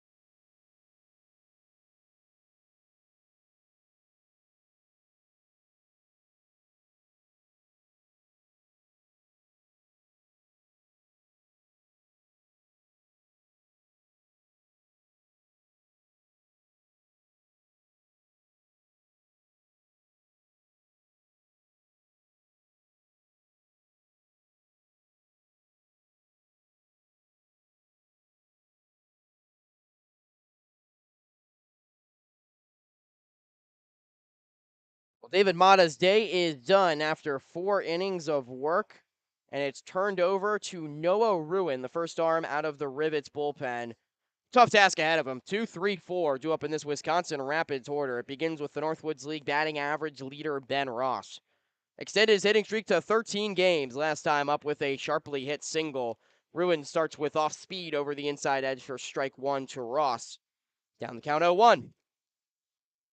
Ross 1 for 2 today, also hit into a double play back in the first inning. But for Ben Ross, the batting average now trickling back up towards 470 in a 13-game hitting streak. Ruin is not allowed a run since his first outing of the season. Ross gets one out, poked towards left center field. It'll get down in the gap for the base hit. Crittenberger cuts it off on the backhand, gets to it quickly. His throw to second in on one hop, so Ross will stay put at first base, but it's a leadoff single in the fifth. So now Ben Ross, 11 multi-hit games on the season and 5 multi-hit games in a row for your Northwoods League average leader. Leadoff man is reaching 4 of the 5 innings for the Rafters. Brendan Bobo will come to the dish.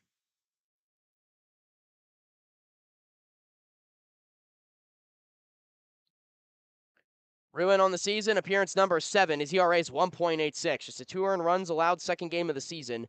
Since then, 5 scoreless outings to his name. Lanky right-hander kicks and deals a sidearm slider low in the dirt. Bobo is showing bunt, pulls back. The count's 1-0. Ruin's fastball is high 80s, will top out at 90 miles an hour. His slider sits high 70s and a changeup that's low to mid 80s.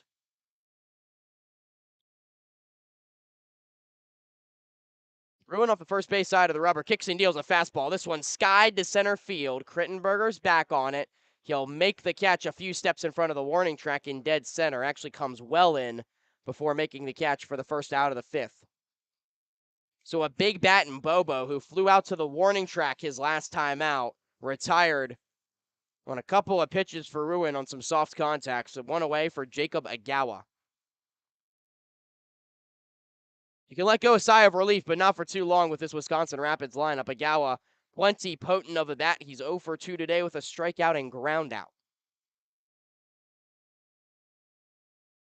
First pitch from Ruin, runner takes off. Fastball for a called strike, throw to second. It's not in time. Harding had to dive across the bag, pick it on the short hop with his glove, and try to get the tag down as Ross dove in headfirst safely. It's his second stolen base of the game and in scoring position now with 1 out in the fifth.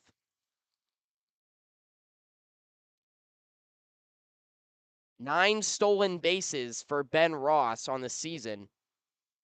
He is a 5-tool player, excelling in every sense right now for Wisconsin Rapids. Next pitch, swung on, grounded towards second. Harding vacuums it in, throws to first in time. That'll retire Agawa for the third time successfully tonight. But Ross on the ground ball to the right side gets the third with 2 outs. Wild pitch comes into play with Garrett Brouchard batting with 2 down. Brouchard's been a good hitter this season. He has, however, struggled lately, and especially in this series. Tonight, he was struck out twice by David Mata, who struck out 6 through his 4 innings of work. First pitch, swing and a miss at a slider. Man, he's been stifled by off-speed in this series. That one bleeds away at 78 from the bat path of the right-handed bat Brouchard. He's now 0 for his last 9. Wiggles the bat off his right shoulder, bent over stance in the righty box. Ruin's fastball runs away, and Bannon has to reach across his body to keep it in front of him. Counts 1-1 to Garrett Brouchard as he takes for ball 1, but a big stop from Bannon keeping the runner at third, Ross at bay. 3-1 Rafters here in the bottom of the fifth. Every run feels paramount with 2 outs in the frame. Ruin kicks and deals. Fastball, inside out swing towards first. Brantley off the bag has it. He'll jog it over to first himself to retire Brouchard and the side. Wisconsin Rapids threatens with 1 hit in the inning, but he's left stranded on a hit. No errors and 1 man left on base. 3-1 Rafters as we head to the top of the 6th in the top of Rockford's lineup here on the Rivets Radio Network.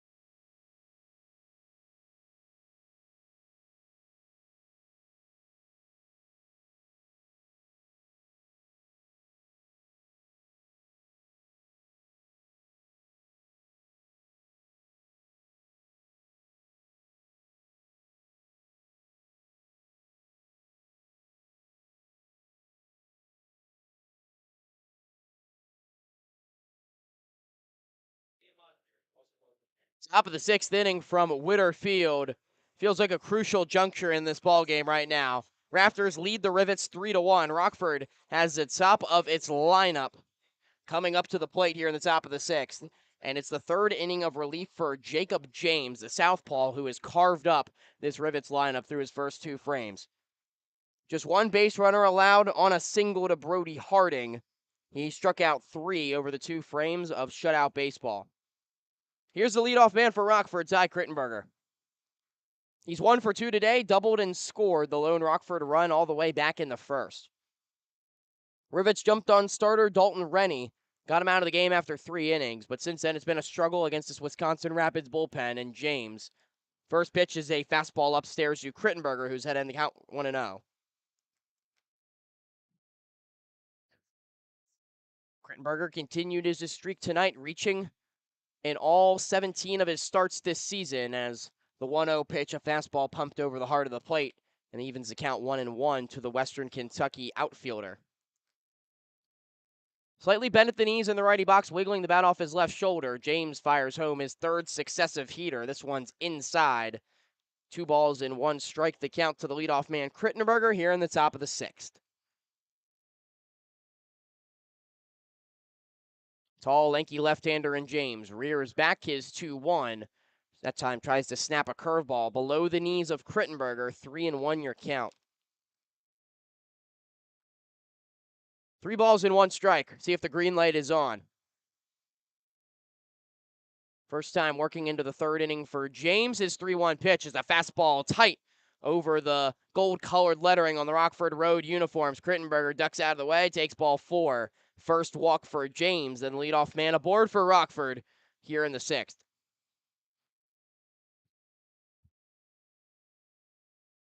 That'll bring up Cam McDonald. It's been a hot bat. 2 for 2 with 2 singles in this ballgame so far. The outfielder out of Illinois.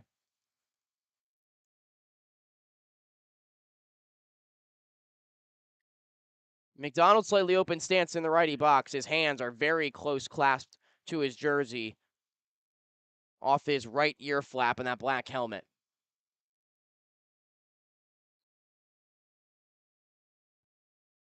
We'll see if Krittenberger's in motion here. He leads the Northwoods League with 12 stolen bases, but he got a southpaw on the mound and Jacob James keeping him honest. First pitch, fastball low to McDonald. The count's 1-0. Also got to keep in mind the cat and mouse game going on today between the 2 teams. There's been 3 successive stolen bases for Wisconsin Rapids. Meanwhile, Rockford has been thrown out trying to steal second base twice, and the one time they successfully nabbed second base was Brody Harding last inning, but he had to go back to first after the batter at the plate, Colton Klein, committed batter's interference, lunging over home plate. 1-0 to McDonald's, fastball over the outside edge that he takes for a called strike. Counts even, 1-1 to Cam McDonald.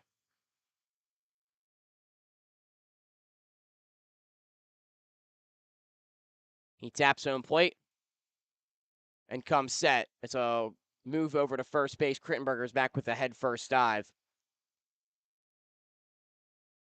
James doesn't have a high leg kick, so his main move back over to first base is just stepping off the mound, whipping the baseball quickly over to the first baseman, Agawa, who's holding on the runner. Infield a double play, depth runner goes. High fastball throw to second base is in time to get him. Was a perfect pitch to throw on an elevated fastball, and Levi Jensen behind the dish shows off the hose again. Krittenberger thrown out for the first time this season, 1 down in the 6th.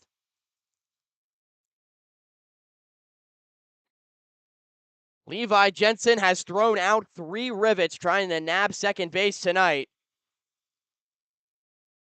He has had an electric arm behind the dish. 2-1 pitch, grounded to third. Shuffling to his left, the third baseman, Brouchard. His throw across the diamond in time for the outstretched Agawa at first. McDonald retired just like that. 2 down here in the top of the 6th.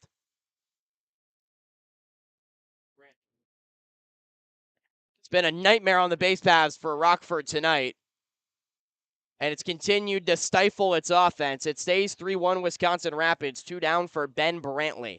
The last hope to extend the top of the 6th for Rockford. And Jacob James trying to get through 3 innings of shutout relief. First pitch to Ben Brantley, and this lefty-on-lefty matchup is up high for ball one. Brantley's 0 for 1 today. He walked in the first. He was one of those 3 base runners that have been stolen out trying to steal second. He's also flown out to left field as the curveball is low in the zone, 2-0 now to Brantley. The first attempted steal was a very odd one, albeit.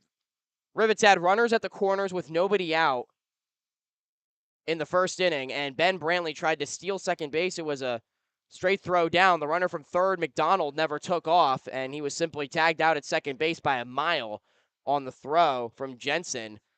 The 2-0 is a fastball over the outside edge. It catches the plate for strike one. 2-1 inside. Brantley, who crowds the plate from the left side, lifts his arms out of the way of a curveball inside, and the count goes to 3-1.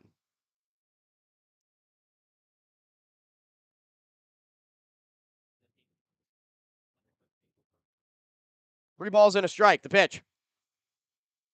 Curveball's outside, ball 4. Brantley taking all the way as he spits on the off speed. So it's his second walk of the game. It's only the second walk for James, third for the Wisconsin Rapids staff. 2-out base runner for Rockford and Matthew Mebben.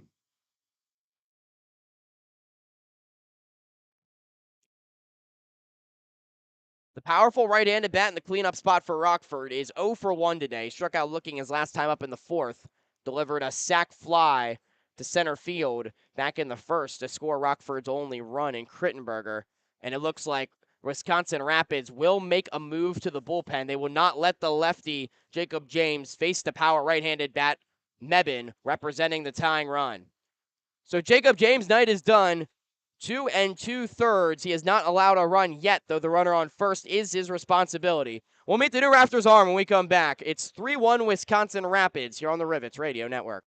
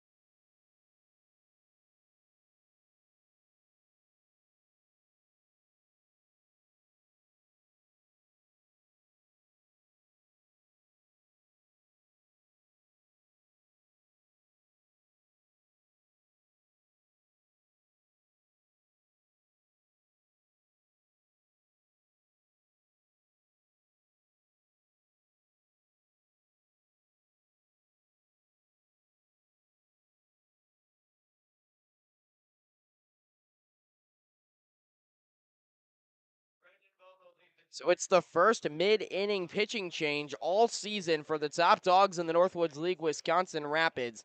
The lefty Jacob James is pulled after 2 2/3 in favor of Nick Torres, the righty, to face the right-hander Matthew Mebben, the cleanup man for the Rockford Rivets. It's the third appearance of the season for Torres. He has not allowed an earned run in his first 2 frames. First pitch swung on and missed from Mebben. A late swing for strike one. Mebben, your Northwoods League RBI leader, added onto that total in the first inning with a sac fly. He has 3 home runs, 24 RBIs, representing the tying run. Next pitch swung on, grounded towards short. Tough play for Ross. Charging in, throw across is in time. Ross went charging in front of the second base bag, plucked the ball off his left shoe top, charging in, crow hop and throw, nails Mebane, and retires the side. Just 2 pitches get Torres out of the jam and close the line on Jacob James. Wisconsin Rapids bullpen keeps doing its job. It's 3-1 Rafters as we head to the bottom of the 6th after this on the Rivets Radio Network.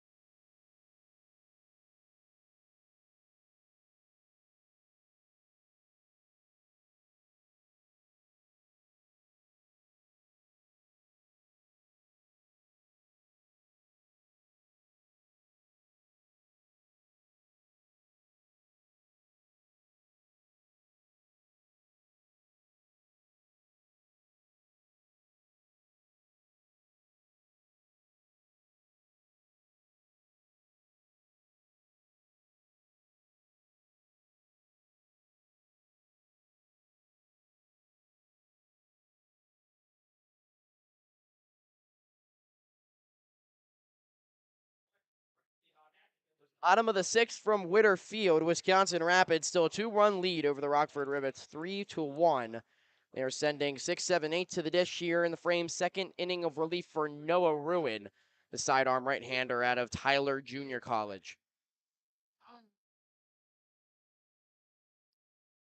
Wisconsin Rapids bullpen continues to pose problems for Rockford. They've thrown 3 innings of shutout baseball and have kept this Rockford offense stymied. Meanwhile, Wisconsin Rapids trying to add on. Tuft, Jensen, Call, your scheduled hitters. Colin Tuft, the first man, singled and scored back in the 4th. It was the last scoring play of the game as he takes ball 1 outside from Ruin. Noah worked around a leadoff single, putting up a scoreless frame in the 5th. Leadoff base runners have reached it for the 5 innings for Wisconsin Rapids. They've all been via the single, but there's a swing and miss from Ruin's fastball at 86.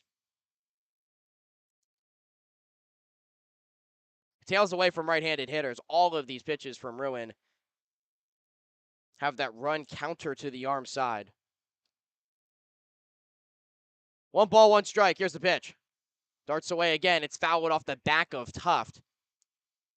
He'll walk that one off as it goes to 1-2 in the count.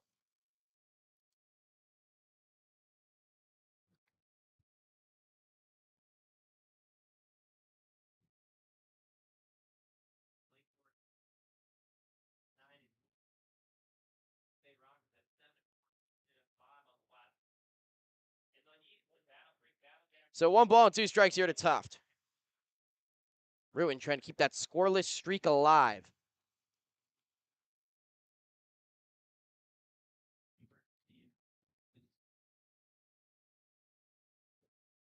Ten and 2/3 innings on the season. 9 and 2/3 of them have been scoreless. The breaking ball's outside, 2-2 now to Tuft. Wind continues to whip right to left across the field. It's knocked down a lot of elevated baseballs today. Ruin taking his time to compose himself on the mound here before the 2-2 pitch. Fastball is away, and the count's full.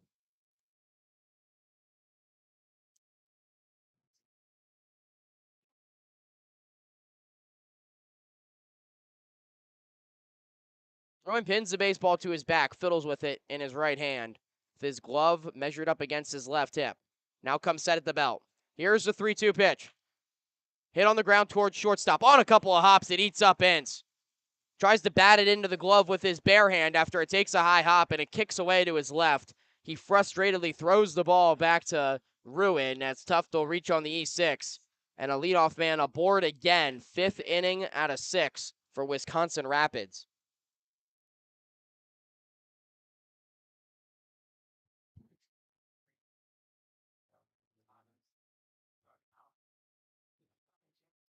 First error for the Rivets in the series. Here's Levi Jensen. Defensively, been stellar. Offensively, still 0 for 2 with 2 strikeouts, but he has thrown out 3 runners on the base paths. Ruin finds the outside edge with the slider 0-1. Outside edge has been there all game long for both sides, but it has been frustrating to some of these hitters.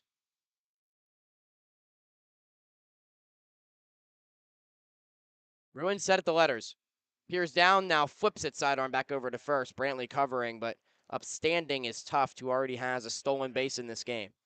It was small ball from Tough to score that third run for Wisconsin Rapids. Reached via the single, then stole a bag and advanced to third and home, both on wild pitches from starter David Mata. 0-1.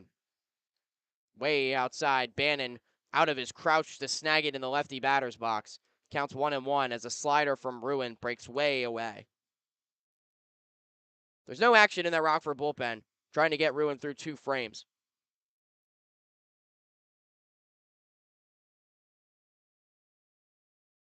One ball, one strike.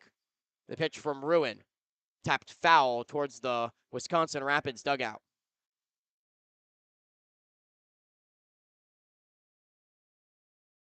Gonna go to a 1-2 count.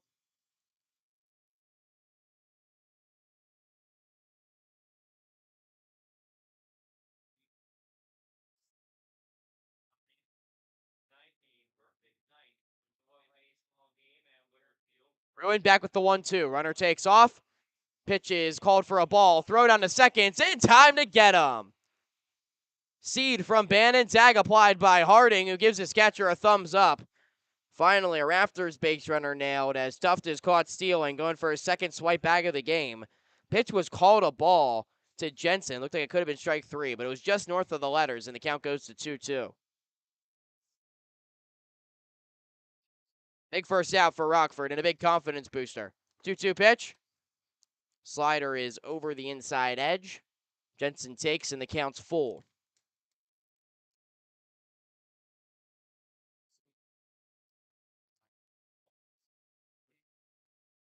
Strikeouts tonight already for Jensen. Does have 9 walks on the season. 3-2 pitch, tapped back in front of the mound. The catcher, Bannon, takes charge. Third base side, spins, throws, plenty on the throw in time. It's been the inning of Brandon Bannon showing off the arm, throws out a runner, and then going up the third base line as momentum taking him away from the bag. A seed of a throw over to first to nail Jensen. Just like that, 2 outs, nobody on for Chase Call.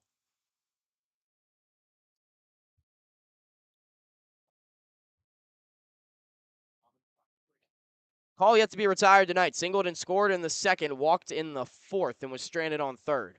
Righty on righty matchup. First pitch from Ruin. Spikes in the breaking ball in front of Bannon, 1-0.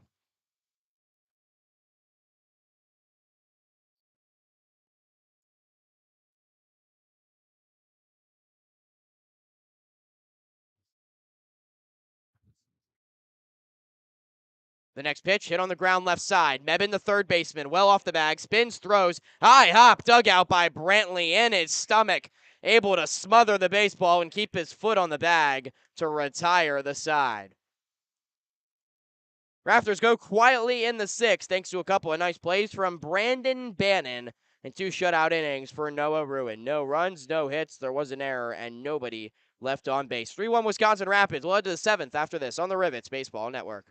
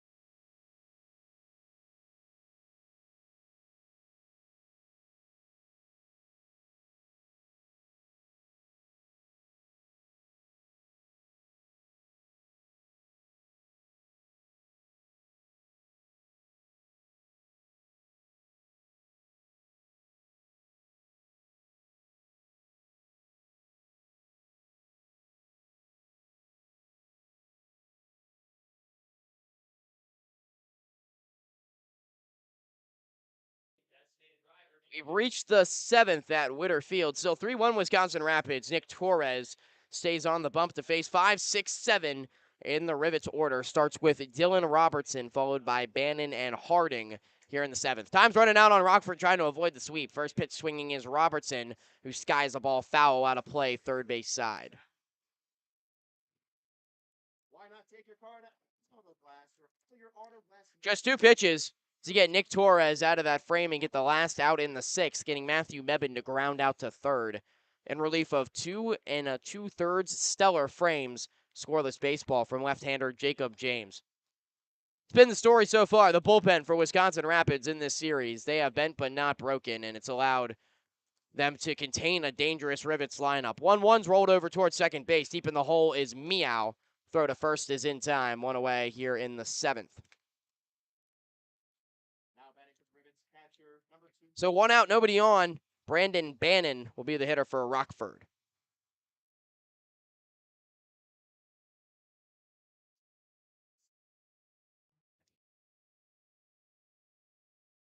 Bannon digs into the righty box. He's 0 for 2 today.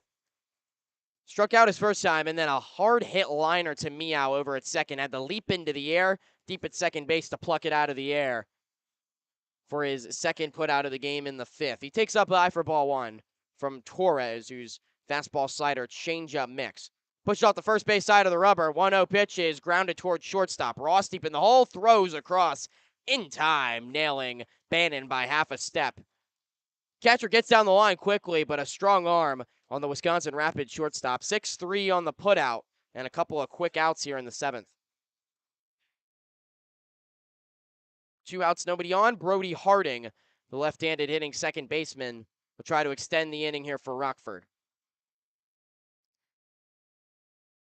Harding's 1 for 2. He singled last time up in the 5th. A blooper that found some grass down the left field line in front of left fielder Chase Call, who is playing off the line here, but the first pitch strike from Torres. Fastball at 85, right across the letters to Harding. Slightly open stance from the left side of the batter's box. Does tend to crowd the plate. His hands are tight to his jersey, but Torres back-to-back fastballs. This one splits the plate and gets him ahead 0-2.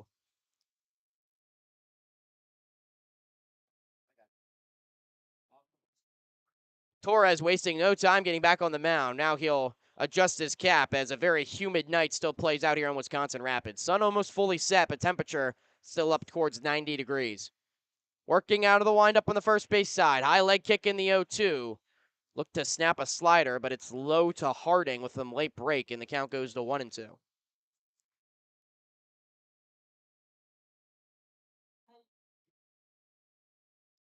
1-2 pitch. Harding quirks a fastball foul over top of the Rivets dugout. 1 ball and 2 strikes remains the count.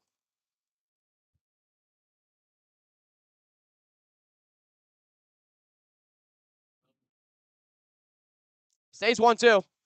Here's a pitch from Torres.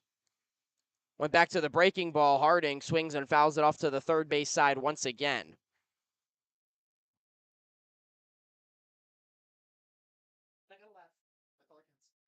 Be the 6th pitch of the at-bat here as Rockford looking for base runners, looking for some kind of rally offensively here in the 7th, trailing 3-1. 1-2, snaps the slider late. Low to Harding, and the count goes to 2-2.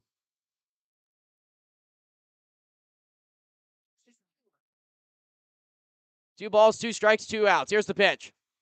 Breaking ball fouled off of Harding's shin guard. Then he dawns on his right foot. He'll walk that one off as the count stays at 2 balls and 2 strikes.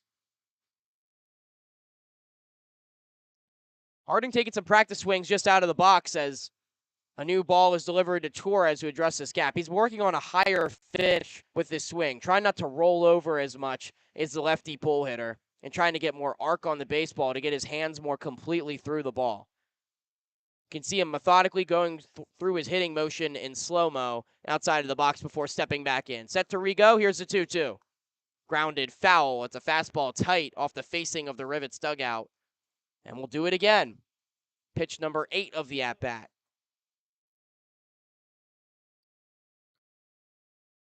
First 2 outs were quick here in the 7th for Torres. Harding giving him a battle. Here's a 2-2 pitch. Breaking balls, foul it off again.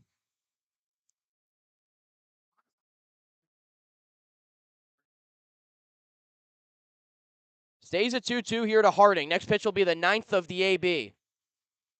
Winds up in the delivery. Grounded straight back up the middle. It's through for a base hit. Harding wins the 9-pitch battle, his second single of the game, and he's aboard with 2 outs here in the 7th. First hit for the Rivets since the 5th, only their second since they ambushed starter Dalton Rennie in the 1st. And some sort of life here for Rockford to bring the tying run to the dish in the 7th and Colton Klein. Multi-hit game number 3 of the season for Harding through his first 11. We'll see if he's in motion here. Klein swings and misses at a changeup. He's down to count 0-1. Of course, some controversy last time that this situation announced itself. Harding tried to steal second base. Klein was called out for batter's interference as he lunged over home plate before Jensen could make the throw down. Harding an aggressive lead. He's not going on this pitch. 0-1's breaking ball outside. Klein takes the counts 1-1.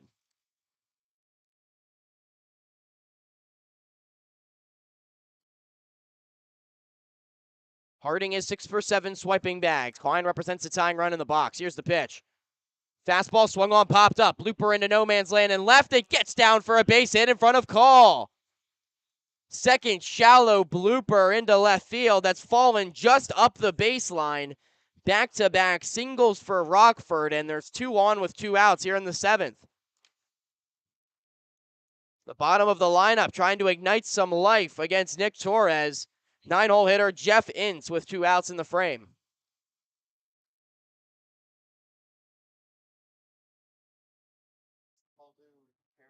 Rockford looking to cut into the deficit. They trail 3-1 here with 2 outs in the 7th. Ince today has struck out twice. Swings and sends a fastball foul. Late swing off the top of the Rafters dugout.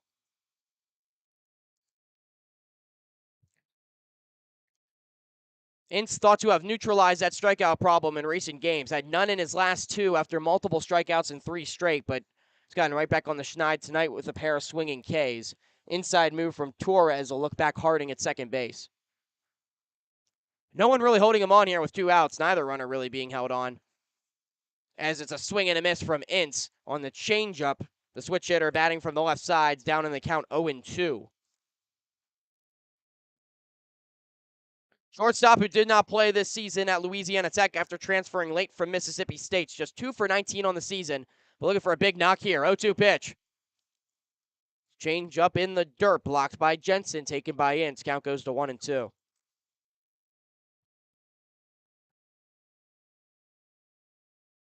Trying to break his way out of an 0 for 12 slump. Twirls the bat head a couple of times, casts it out over home plate, and it'll come to rest on his left shoulder. 1 ball, 2 strikes. Torres, high leg kick and delivery. Fastball up and away, and the count's even.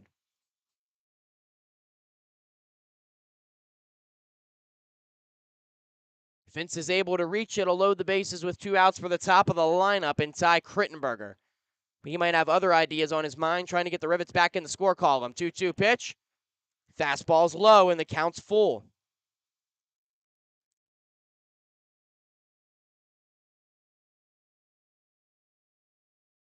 Rockford hasn't scored a run since the first inning, but a prime opportunity here with 2 on and 2 outs in the 7th in a 3-1 ball game. Big payoff on the way from Torres. Kick, steal, swing, and a miss. He got him. Back to the slider, and Ince swings at it as it dives away from the lefty hitter. His 3rd strikeout of the game. Rockford kept off the scoreboard in the 7th. No runs on 2 hits, no errors, 2 men left. 3-1 Wisconsin Rapids as we stretch at Witter Field. You're listening to the Rivets Radio Network.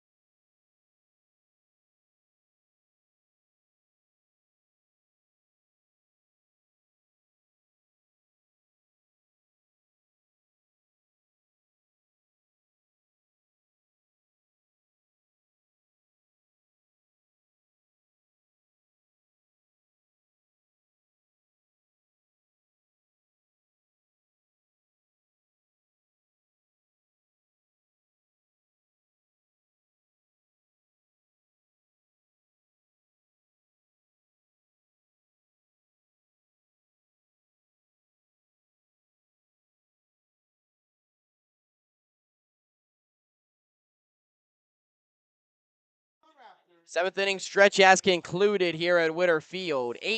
9-1-2. The scheduled hitters for Wisconsin Rapids. They lead this one 3-1 against the Rockford Rivets. Rivets trying to avoid the sweep at the hands of the Northwoods League best team, Wisconsin Rapids, looking to move to 19-2 on the season.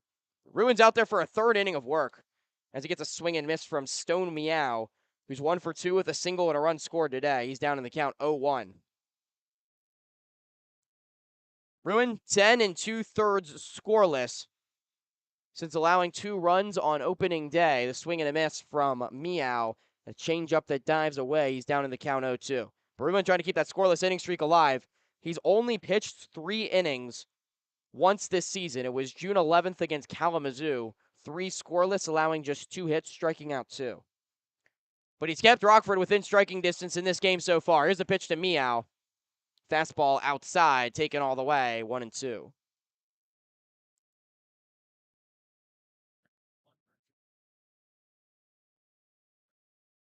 Some activity in the Rockford bullpen is Jonathan Hanscom, the righty out of Lewis University, currently getting loose. 1-2 pitch, and on the ground towards second base. Stays down for Harding. A couple shuffles to his right. He'll vacuum it in, throw to first. Meow retired. 1 down here in the 7th. Now batting for the Rafters, the center fielder number 6. So 1 down. That's only the second time the leadoff hitter has been retired tonight for the Rafters. They have 3 runs on 8 hits. So all things considered, Rockford's done a good job at stranding base runners. But this has been one of the tougher guys to get out now. Leadoff man Brady Jurgella, who's 2 for 3 tonight with 2 singles, an RBI, and a strikeout. Left-handed bat against the right-handed arm of Ruin, who pumps a fastball over the inside edge for strike 1. Velocity sat mid-80s so far tonight is at 86, but there's a lot of late life on the fastball with the sidearm release, the right-handed arm that works on the first base side of the rubber. Exclusively out of the stretch, deals another fastball up and away, taken from Jurgella, and the count's even at 1-1. Again, 3 runs on 8 hits for Wisconsin Rapids, 1 run on 6 hits, and 1 error for the Rockford Rivets. Rockford has not scored since the first. They've had 3 runners thrown out trying to steal on the base paths, so some self-inflicted errors have stymied the offense. 1-1, fastball outside, taken by Jurgella. Count goes to 2 balls and 1 strike. The righty comes composed on the mound, kicks and deals a 2-1. It's swung on and fouled off to the third base side over the 2-section party deck, the rat trap. Some fans watch it go on to the concourse as the count goes to 2-2.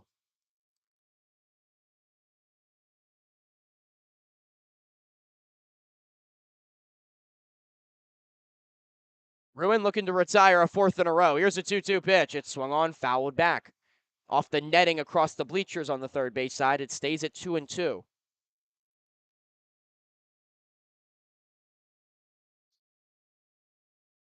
Northwoods League average leader Ben Ross waits on deck. We'll see a 6th pitch of this battle between the leadoff man Jurgella and Ruin. 2 balls, 2 strikes. Here's the pitch. It's down low, and the count goes full. It was a fastball that time. The Ruin couldn't find the knees. Some late life down low in the zone, and the count goes full. Just a second 3-ball count for Ruin since entering the game in the 5th, after 4 strong innings in the start from David Mata. Here's a 3-2. Fastball way outside, ball 4. Rare walk for Ruin. It's his first of the outing, and the leadoff man Jurgella has reached for the 3rd time tonight.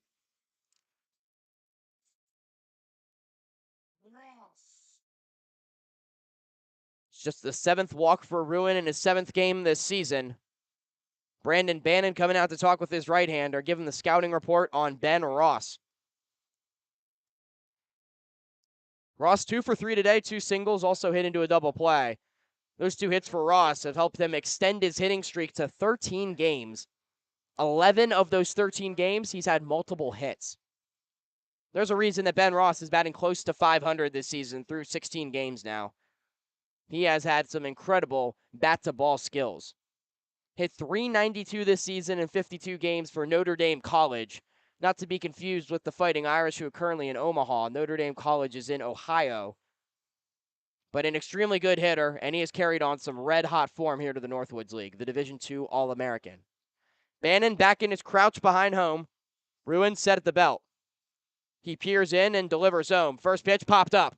Shallow right field. Racing in is Klein over towards foul territory. He can't make the play. Harding was racing out from second base as well, but there's a vast amount of foul territory here either side at Witter Field. And Rockford is not able to track that one down. So it's 0-1 to Ben Ross. Hanscom beginning to accelerate his warm-up tosses in the Rockford pen. We'll see how long this game is for Noah Ruin.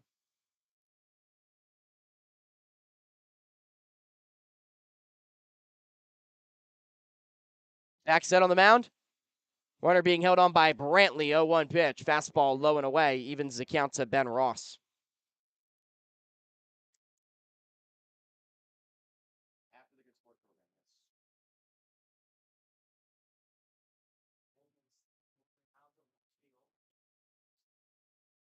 One ball, one strike. Runner staying put. Here's the pitch. Fastball in on the hands. Fouled off first base side. A late swing from Ross again, who's down in the count 1-2.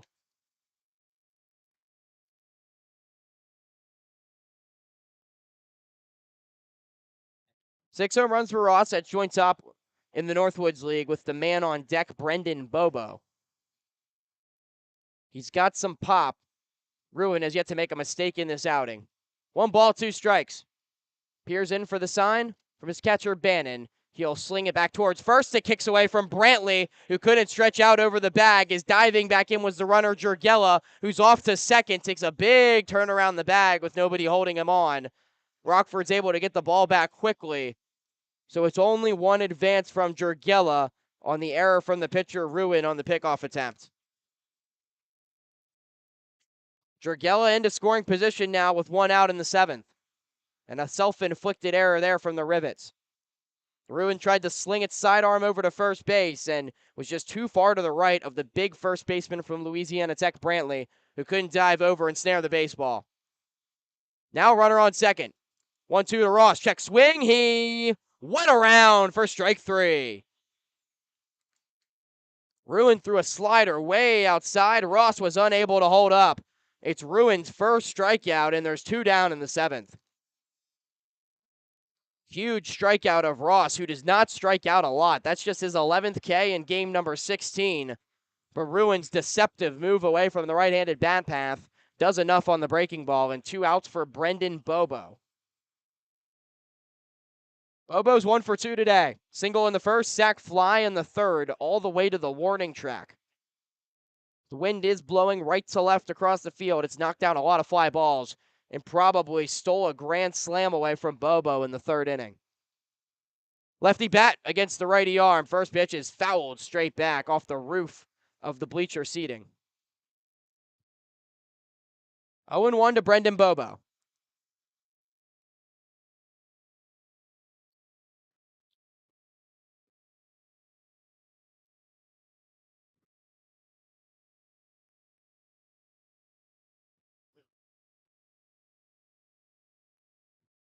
Oh, 1. Here's the pitch. Inside corner, a called strike two. Ruin took a little off that fastball at 83. Bobo was pulling his hands back in the lefty box, but it just found the corner of the strike zone, and it's 0-2.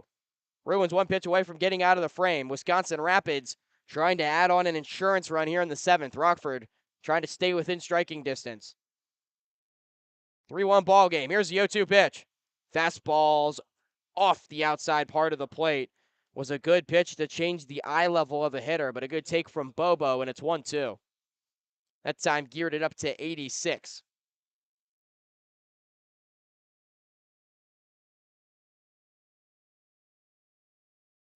Bobo twirls the bat a couple times, pins it close to his white jersey, rests the bat on his left shoulder.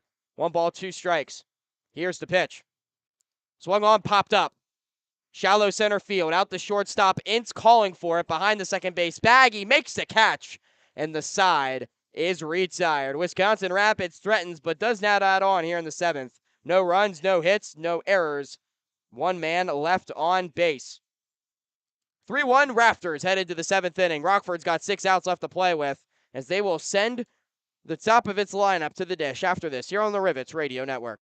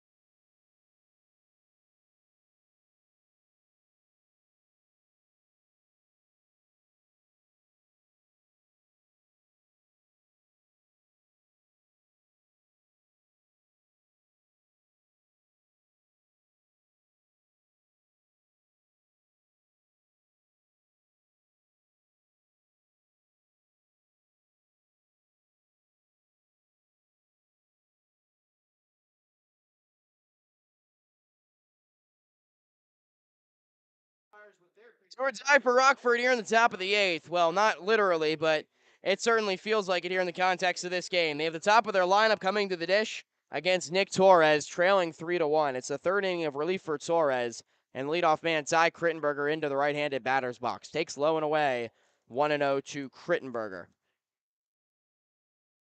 Ty's 1 for 2 today. Doubled and scored in the first, walked back in the sixth, also grounded out to the shortstop.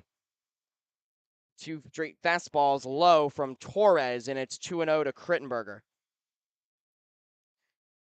4 innings of scoreless relief for the Wisconsin Rapids bullpen after their starter only went 3 frames. The 2-0 tickles the outside edge of the zone on a fastball. It's 2-1 to Krittenberger. But that will be what could potentially win Wisconsin Rapids this game and get them the sweep. It's only a 3-1 ball game. The Rivets have been kept from getting into any offensive rhythm with good pitching and good catching behind the dish from Levi Jensen as Krittenberger hits one foul on the first base side. It's a 2-2 count. Jensen behind the dish for Wisconsin Rapids has called a spectacular game and also thrown out 3 Rivets trying to steal second base. 2 balls, 2 strikes. Torres out of the windup. The pitch. Breaking ball grounded towards shortstop. Down for Ross. It kicks off his chest. His throw to first. Not in time. Ben Ross was not able to recover after a hard hit ground ball kicked up on him at shortstop, and Krittenberger reaches to lead off the 8th. Second error of the series for Ross, who has struggled defensively as of late. And Krittenberger aboard to start the 8th inning. Ross, that's his 5th error of the season. It's his 4th in the last 7 games. So as good as he's been offensively, struggled at times defensively. And a leadoff base runner for Cam McDonald representing the tying run. Torres loses his balance off the mound as he fires an 87-mile-an-hour fastball high. 1-0 to McDonald. He's 2 for 3 today with 2 singles, also grounded out the third. 1-0 pitch. Fastball low, 2-0. And Torres slowly but surely starting to lose a feel for the zone, but still nobody stirring in that Wisconsin Rapids pen. Hitter-friendly count to McDonald, second team All-Big Ten this season. 2-0, healthy hack, but it's foul first base side. Big bounce-back pitch from Torres, who showed aggressiveness with that fastball. Krittenberger's already been thrown out trying to steal tonight for the first time all season. He's 12 for 13, but in a 2-run game, given Rockford's lack of success running, probably going to be a little more hesitant here. There's a check from Torres. Krittenberger's back standing. Agawa, the first baseman, will hold him on. Middle infield at double play depth for Wisconsin Rapids. Third baseman Brichard is behind the bag at third off the line. Outfield straight up. 2 balls, 1 strike to McDonald. Fastball swung on and missed. Back pick from Jensen. Won't be in time as Krittenberger dives in safely. But the swing and miss from McDonald makes it a 2-2 count.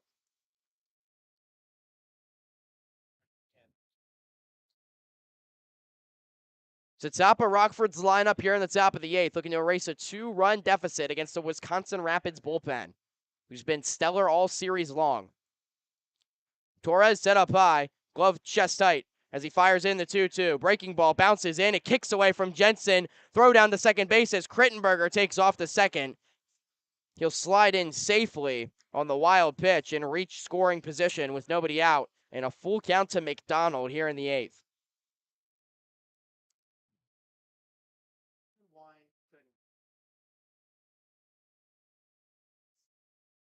Big payoff pitch upcoming.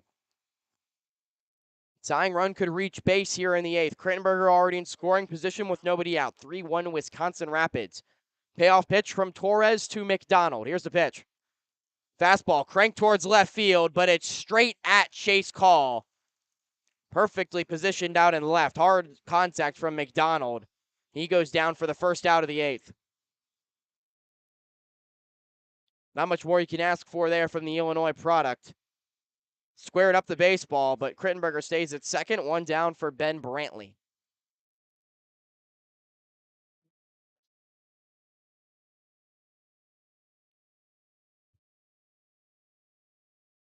Brantley 0 for 1. 2 walks to his name. Left-handed power hitter, just 1 home run so far this season in limited action. First pitch, fastball at the knees for a called strike.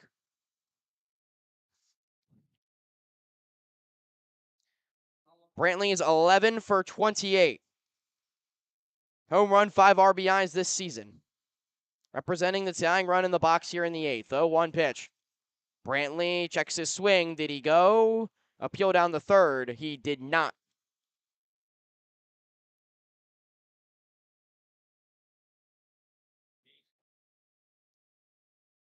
So it's a 1-1 count here to Ben Brantley.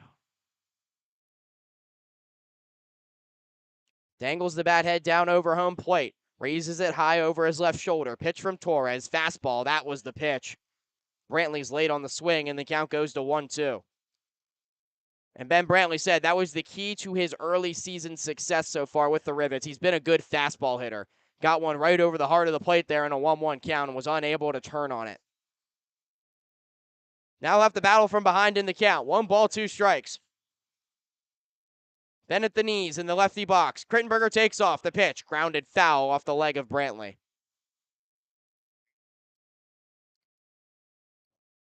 Torres added a little extra zip to that fastball. 87.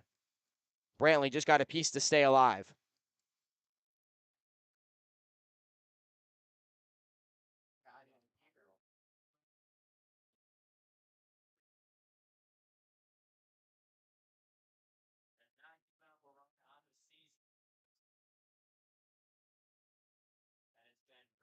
Torres set at the belt. Here's the 1-2 pitch. Krittenberger takes off again. Pitches in the dirt. Throw down to third is in time. Jensen spiked it into third. Was a great pick on the short hop from Brashard. And Krittenberger thrown out trying to nab third base. It's the 4th runner thrown out from Jensen in this game.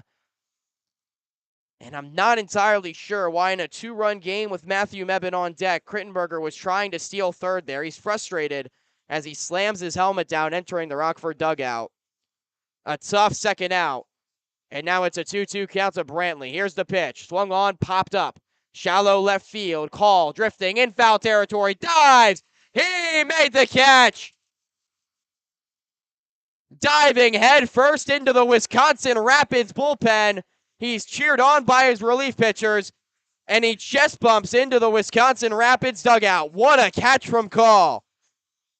In foul territory, robs Brantley in a tough inning to swallow for the Rivets. Started out promising with Krittenberger reaching on the error. McDonald flies out sharply to left, and then a heck of a catch from Call in left after Krittenberger's thrown out trying to steal third base. No runs, no hits, in error, nobody left. We've played 7.5, 3-1 Rafters here on the Rivets Radio Network.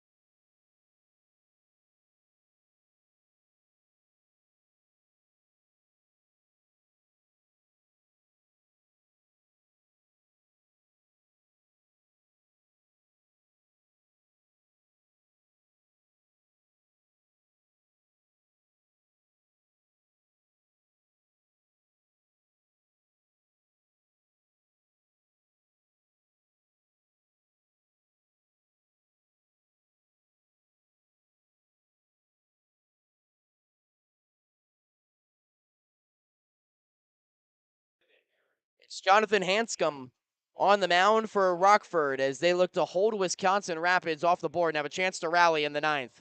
Bottom of the 8th inning. It's 3-1 Rafters, and it's tough last half inning for Rockford. But first, we'll give you the numbers here on Jonathan Hanscom. First of all, 3 really good scoreless innings of relief for Noah Ruin against one of the best offenses in the Northwoods League. He's quickly becoming a lights-out option in that Rivets bullpen.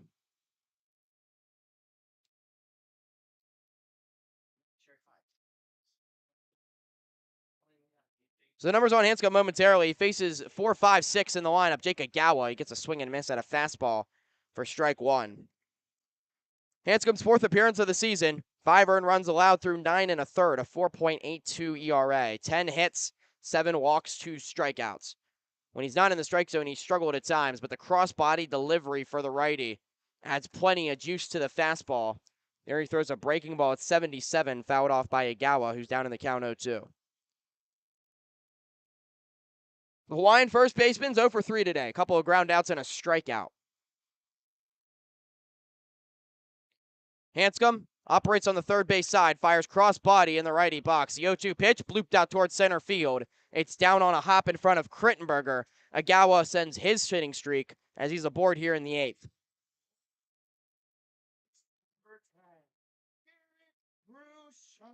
And for Agawa, that's now hits in 6 of 7.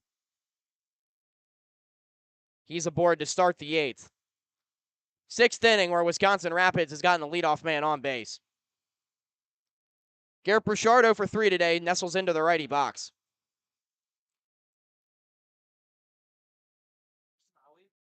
Hanscom last pitched 5 days ago against Battle Creek, swing and a miss from Bouchard, down in the count 0-1.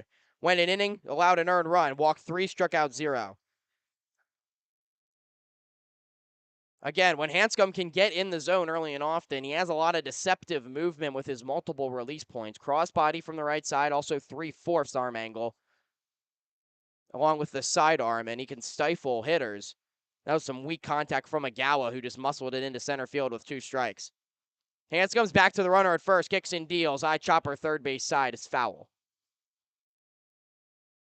So quickly 0-2 again to the second straight hitter in Bouchard. Hanscom will try to put him away this time.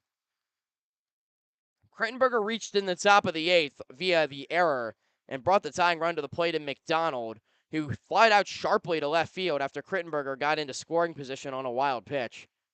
Then Ty tried to nab third base in a 2-2 count to Ben Brantley, was thrown out at third in a 2-run ball game as the second out of the inning, and then Brantley hit one into foul territory, a lot of foul territory here down the third baseline at Witter Field, and a diving catch out in left field from Chase Call. Stunning play going into the Wisconsin Rapids bullpen to end the last half inning. 1-2 pitch after Bouchard takes out of the zone. Here's the 1-2, swing and a miss. He got him. Good fastball from Hanscom. It's his first strikeout, 1 away here in the 8th.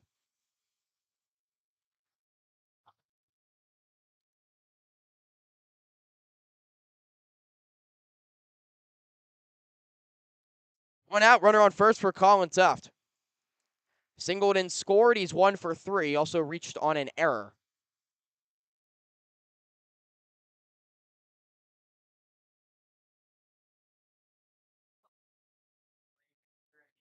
First pitch from Hanscom. Very tight with the fastball. Tuft brings in his left wing towards his body as he shies away for ball 1. Hanscom high 80s with the fastball, low 70s with the rest of the off speed. 1-0. Hanscom set at the belt, spins back, throws to first. Big pick from Brantley on the short hop. Agawa was back safely, and that pitch almost got away to get him into scoring position.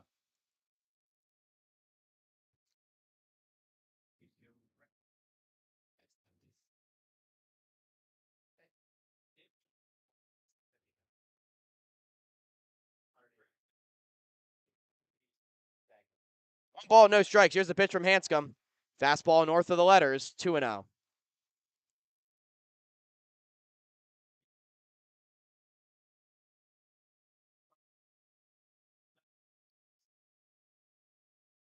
Two balls and no strikes to Colin Tuft. Hitter-friendly count to an aggressive hitter. Had the walk-off in game 1 of the series. Just 2 hits in the 7 at-bats in the series. 2-0's low and away as Hanscom tried to go to the off speed, and now it's 3-0.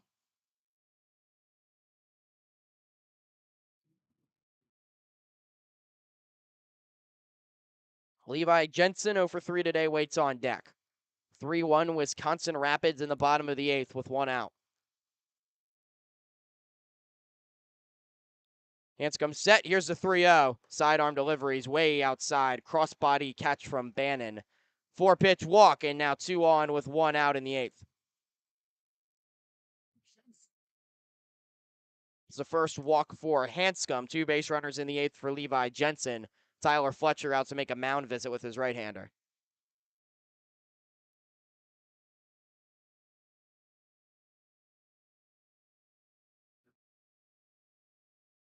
Got to think just trying to settle Jonathan down here. Get a ground ball, get out of this frame. Rockford's still only down by 2, headed to the 9th. Jensen, prime ground ball candidate, has not swung the bat particularly well today, despite his immaculate defensive performance, throwing out 4 base runners. Live low in the zone, throw strikes. You could get out of this inning easy with a bottom third that hasn't done too much damage today. And you can find a way to maybe try to rally from behind, do what Wisconsin Rapids did to you yesterday, climb out of a 3-1 hole late, try to find a win. But it almost feels like you can't allow any more across here with how Wisconsin Rapids has pitched in this series. Imperative to keep it at 2 runs. So it's a big inning here for Hanscom to try to battle back. Is a body up and throwing in the Rockford pen, but right now this Hanscom's inning to finish. Fresh count here to Levi Jensen. 0 for 3, 2 strikeouts. Righty on righty matchup. First pitch from Hanscom. Fastballs over the outside edge for a called strike.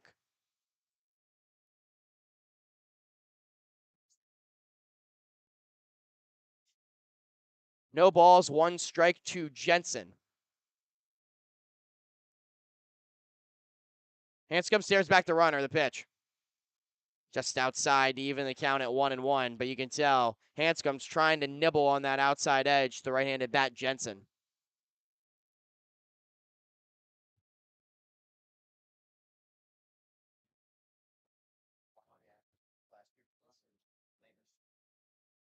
One ball, 1 strike. Here's the pitch. Leaves it upstairs with the breaking ball. 1-1.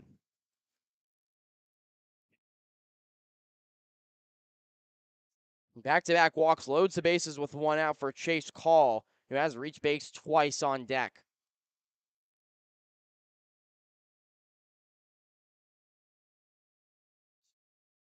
Two 1.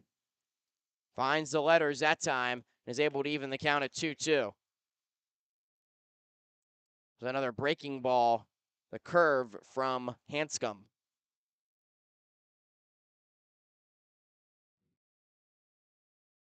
Jensen adjusts his hands on the bat with 2 strikes. Now comes set in the righty box, resting the bat on his right shoulder, slightly bent at the knees, and now stands upright. Hanscom is back, slightly angled towards the third base side, delivers the 2-2. Low, it's in between the wickets of Bannon. He doesn't know where the baseball is. It barreled up towards the stands into the netting, so it's only a 1 base advancement from either runner. But now there's 2 in scoring position with 1 out and a full count to Levi Jensen. And now Rockford, we'll see if they bring the infield in here. It's a 3-1 ball game and a 3-2 count with 1 out in the 8th. Bannon's in the cutoff at first. Brantley. Mebbin's even with the bag at third. The middle infield also comes up, and Ensign Harding on the grass. Big full count pitch on the way. Here's the pitch. Swing and a miss. He got him. First base, he'll have to throw down to complete the strikeout after Bannon looks back the runner to third. Jensen's retired on strikes for the 3rd time today. It's a big second strikeout from Hanscom as the runners stay put. How about the block from Brandon Bannon on a breaking ball in the dirt that Jensen chased in a 3-2 count and able to throw down to first to complete the strikeout? 2 down here in the 8th.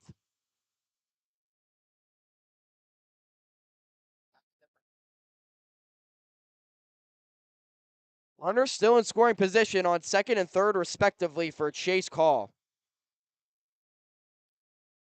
Singled and scored in the 3rd, walked in the 5th, grounded out in the 6th. He's 1 for 2. First pitch from Hanscom, fastball over the outside corner, strike 1.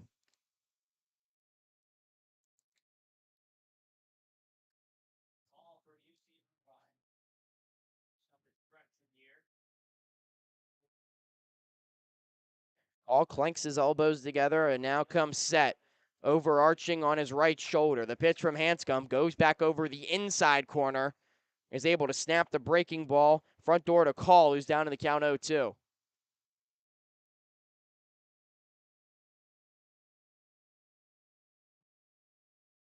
Hanscom looking to strand two and get the Rivets back in the dugout, down by 2 going to the 9th. 0-2 on the way. The righty from Lewis kicks, deals, fastball, check swing. It's a called strike 3. Jonathan Hanscom wiggles his way out of a jam, striking out the side, leaving 2 stranded. No runs on a hit, no errors. 2 men left for Wisconsin Rapids. 3-1 Rafters. Rivets got one more up left here on the Rivets Radio Network.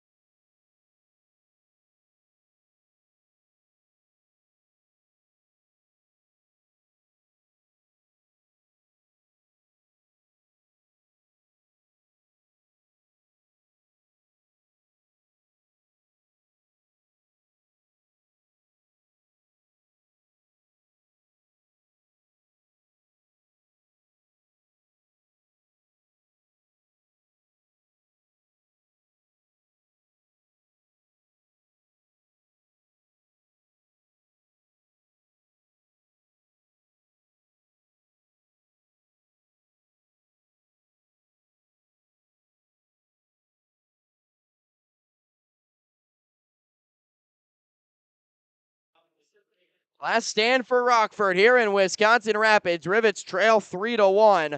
They have 4, 5, 6 due up in their order against the Rafters. Scheduled closer for tonight, Preston Howie. Microscopic ERA of 1.64. He's allowed just 2 earned runs in 11 innings.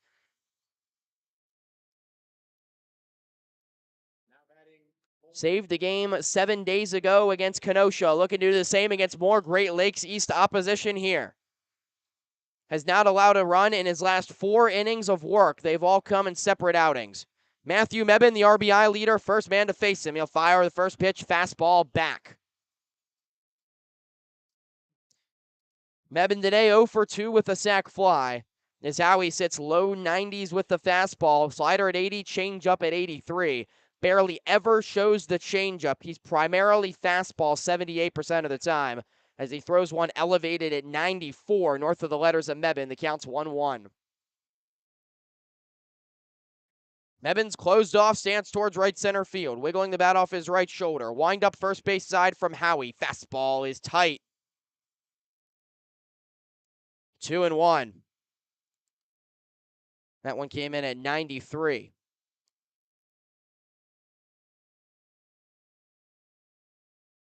Howie plays his college ball at St. Mary's College in California. 2-1 pitch, laced out into right center field. It's down for a base hit.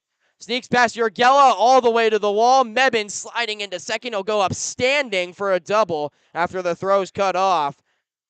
Thought about going down to a feet first slide, then chopped his feet, jogged into second base. A leadoff double in the 9th for Rockford.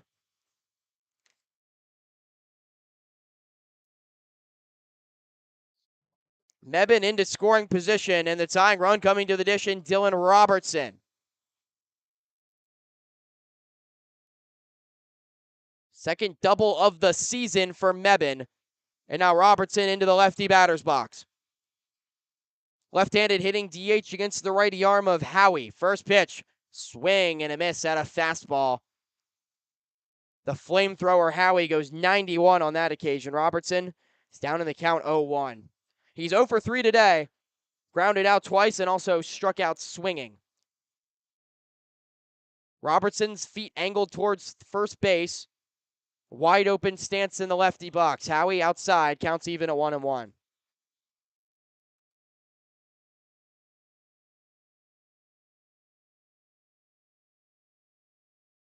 Closer set at the belt. First base side of the rubber. High leg kick in the 1-1. Robertson was guaranteed time as he's picking, looks like some infield dirt out of his eye, trying to adjust his eyesight before the 1-1 comes in. Wind still blowing in from right center. Mebane on second, off the opposite field double to start the frame. Nobody out in the, here's the 1-1. Fastball outside, 2-1. Robertson yet to homer this season, does have 3 RBIs. Handful of doubles to his name as well. 2 balls, 1 strike, nobody out here in the top of the 9th. 3-1, Rafters lead the Rivets. Mebane leads off second. Here's the pitch. Breaking ball, a rare one from Howie. The changeup leads away at 80, and it's 3 balls and 1 strike to Robertson.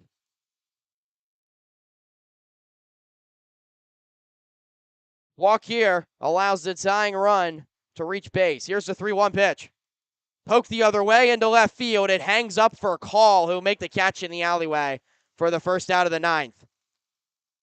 Really good opposite field swing from Robertson in a hitter-friendly count. That ball just had enough lift on it for Hall to run into the alleyway and make the catch. So 1 out, Mebane stays on second. Brandon Bannon, the batter.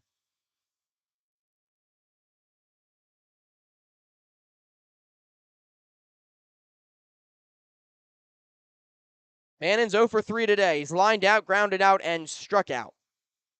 Righty on righty matchup. And the man from University of Illinois at Springfield that loves his barrel-to-ball skills choked up on the bat here. First pitch from Howie. Fastball straight over the heart of the plate for strike 1. That was a breaking ball at 82, pardon me. Rare slider from Howie.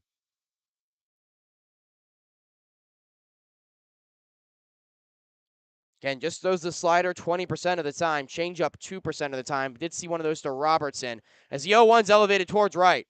Tough started out, now comes charging in. He makes a catch up the line for out number 2.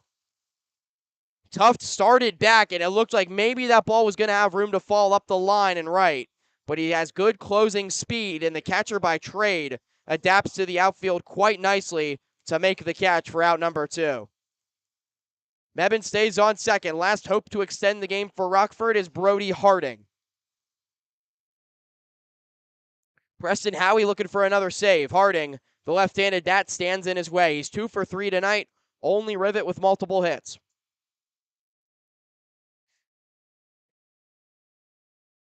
Howie looking for save number 6. Set at the belt. First pitch from the hard-throwing right-hander. Fastball off the plate, 1-0. Harding just 2 home runs this season at Illinois. One of them won the game in extras against Penn State towards the tail end of the regular season, but not a huge home run threat. Had 1 for Rockford last season in 47 games, but he takes a fastball tight up in the count, 2-0. He might not be able to tie the game with 1 swing of the bat as Harding is now adjusting. Looks like he has some dirt come up into his eye. Manager JT Scara is going to come out and help him out here. He's trying to adjust his eyesight and get back situated. He now puts his batting glove back on and is set to go. Harding is a tough out, though. He's going to be able to lay off these tough pitches and try to reach base to extend this game.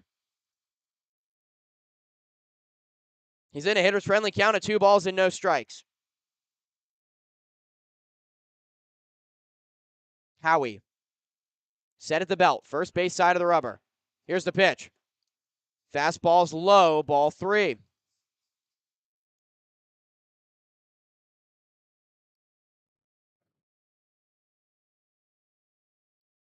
3-0, 2 outs in the top of the 9th. 3-1, Rafters lead the Rivets, who are looking to rally. Mebane at second, Harding at the dish. 3-0 pitch. Fastball, letter height. Clips the zone for strike one at 91 miles an hour. Fans stamping at the bleachers here in Wisconsin Rapids, looking for a home sweep. Rivets trying to avoid being swept on the road for the third time this season. Here's a 3-1. Harding fouled back, and Rockford's down to its last strike.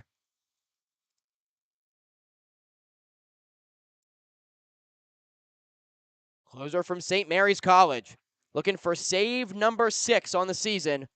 Rockford has got 1 strike away from being swept out. And Wisconsin Rapids 1 strike away from 19-2. 3 balls, 2 strikes. Here's the pitch from Howie. Fastball, blooped up towards shortstop. Back is Ross. He dives. He can't make the play. It's into shallow left field. Mebane was off with contact. He'll score. Harding's at first base with his 3rd single of the ball game. He tries to go into second base, and he slides in safely. The relay was overthrown by Wisconsin Rapids. Harding never stopped running, and he's into second base as the tying run here in the 9th.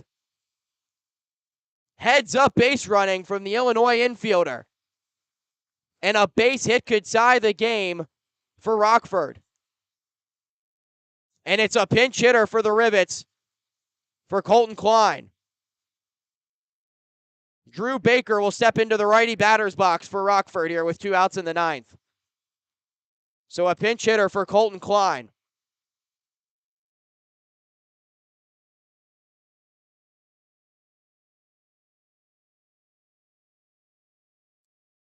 Tying run out at second base is Harding. His RBI single moments ago. First pitch to Baker's a called strike.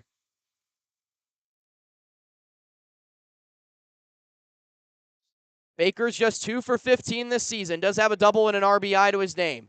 Wiggles the bat off his right shoulder. Harding out at second base, being held on by the shortstop Ross. Here's the pitch. Swing and a miss at an elevated fastball. Once again, Rockford down to its last strike. Rivets have added 1 here in the 9th to make it a 3-2 game. 0-2 to Drew Baker. Pinch hitting for Colton Klein. Harding represents the tying run out at second. Preston Howie set at the belt. Kicks off the first base side. The 0-2 pitch. Fastball bounces in. It's in between the wickets of Jensen. Harding goes down to third. He slides in safely as the throw short hops on Brashard, who has to engulf the baseball in front of the bag to keep it from getting to left field. The headfirst dive of Harding safe. And now the tying run's 90 feet away here in the 9th. What a fight from the Rivets. Harding made it a 1-run game moments ago. He's at third representing the tying run. 1 ball, 2 strikes, 2 outs here in the 9th. Here's the pitch from Howie. Swing and a miss. He got him.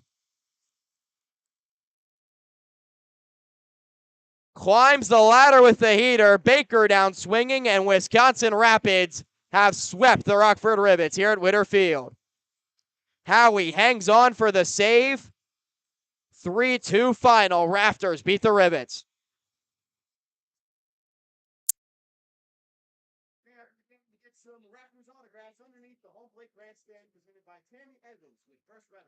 Tough series to swallow if you're Rockford. Heartbreak in 11 innings yesterday. You battle all the way back here in the 9th to make it a 3-2 game against the league's best side and just come up short. 2-hour, 50-minute game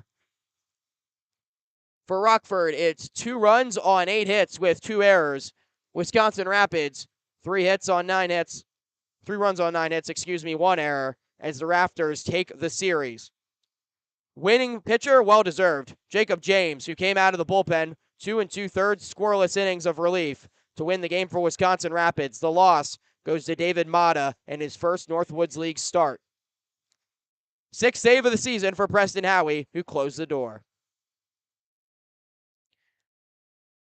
That'll do it here from Witter Field. Once again, our final. Wisconsin Rapids 3, Rockford 2. I'm Andre Magaro signing off. Hope you'll join us tomorrow in Kokomo as Rockford will look to bounce back, falling to 10-12 on the season tonight. Thanks for listening here on the Rock.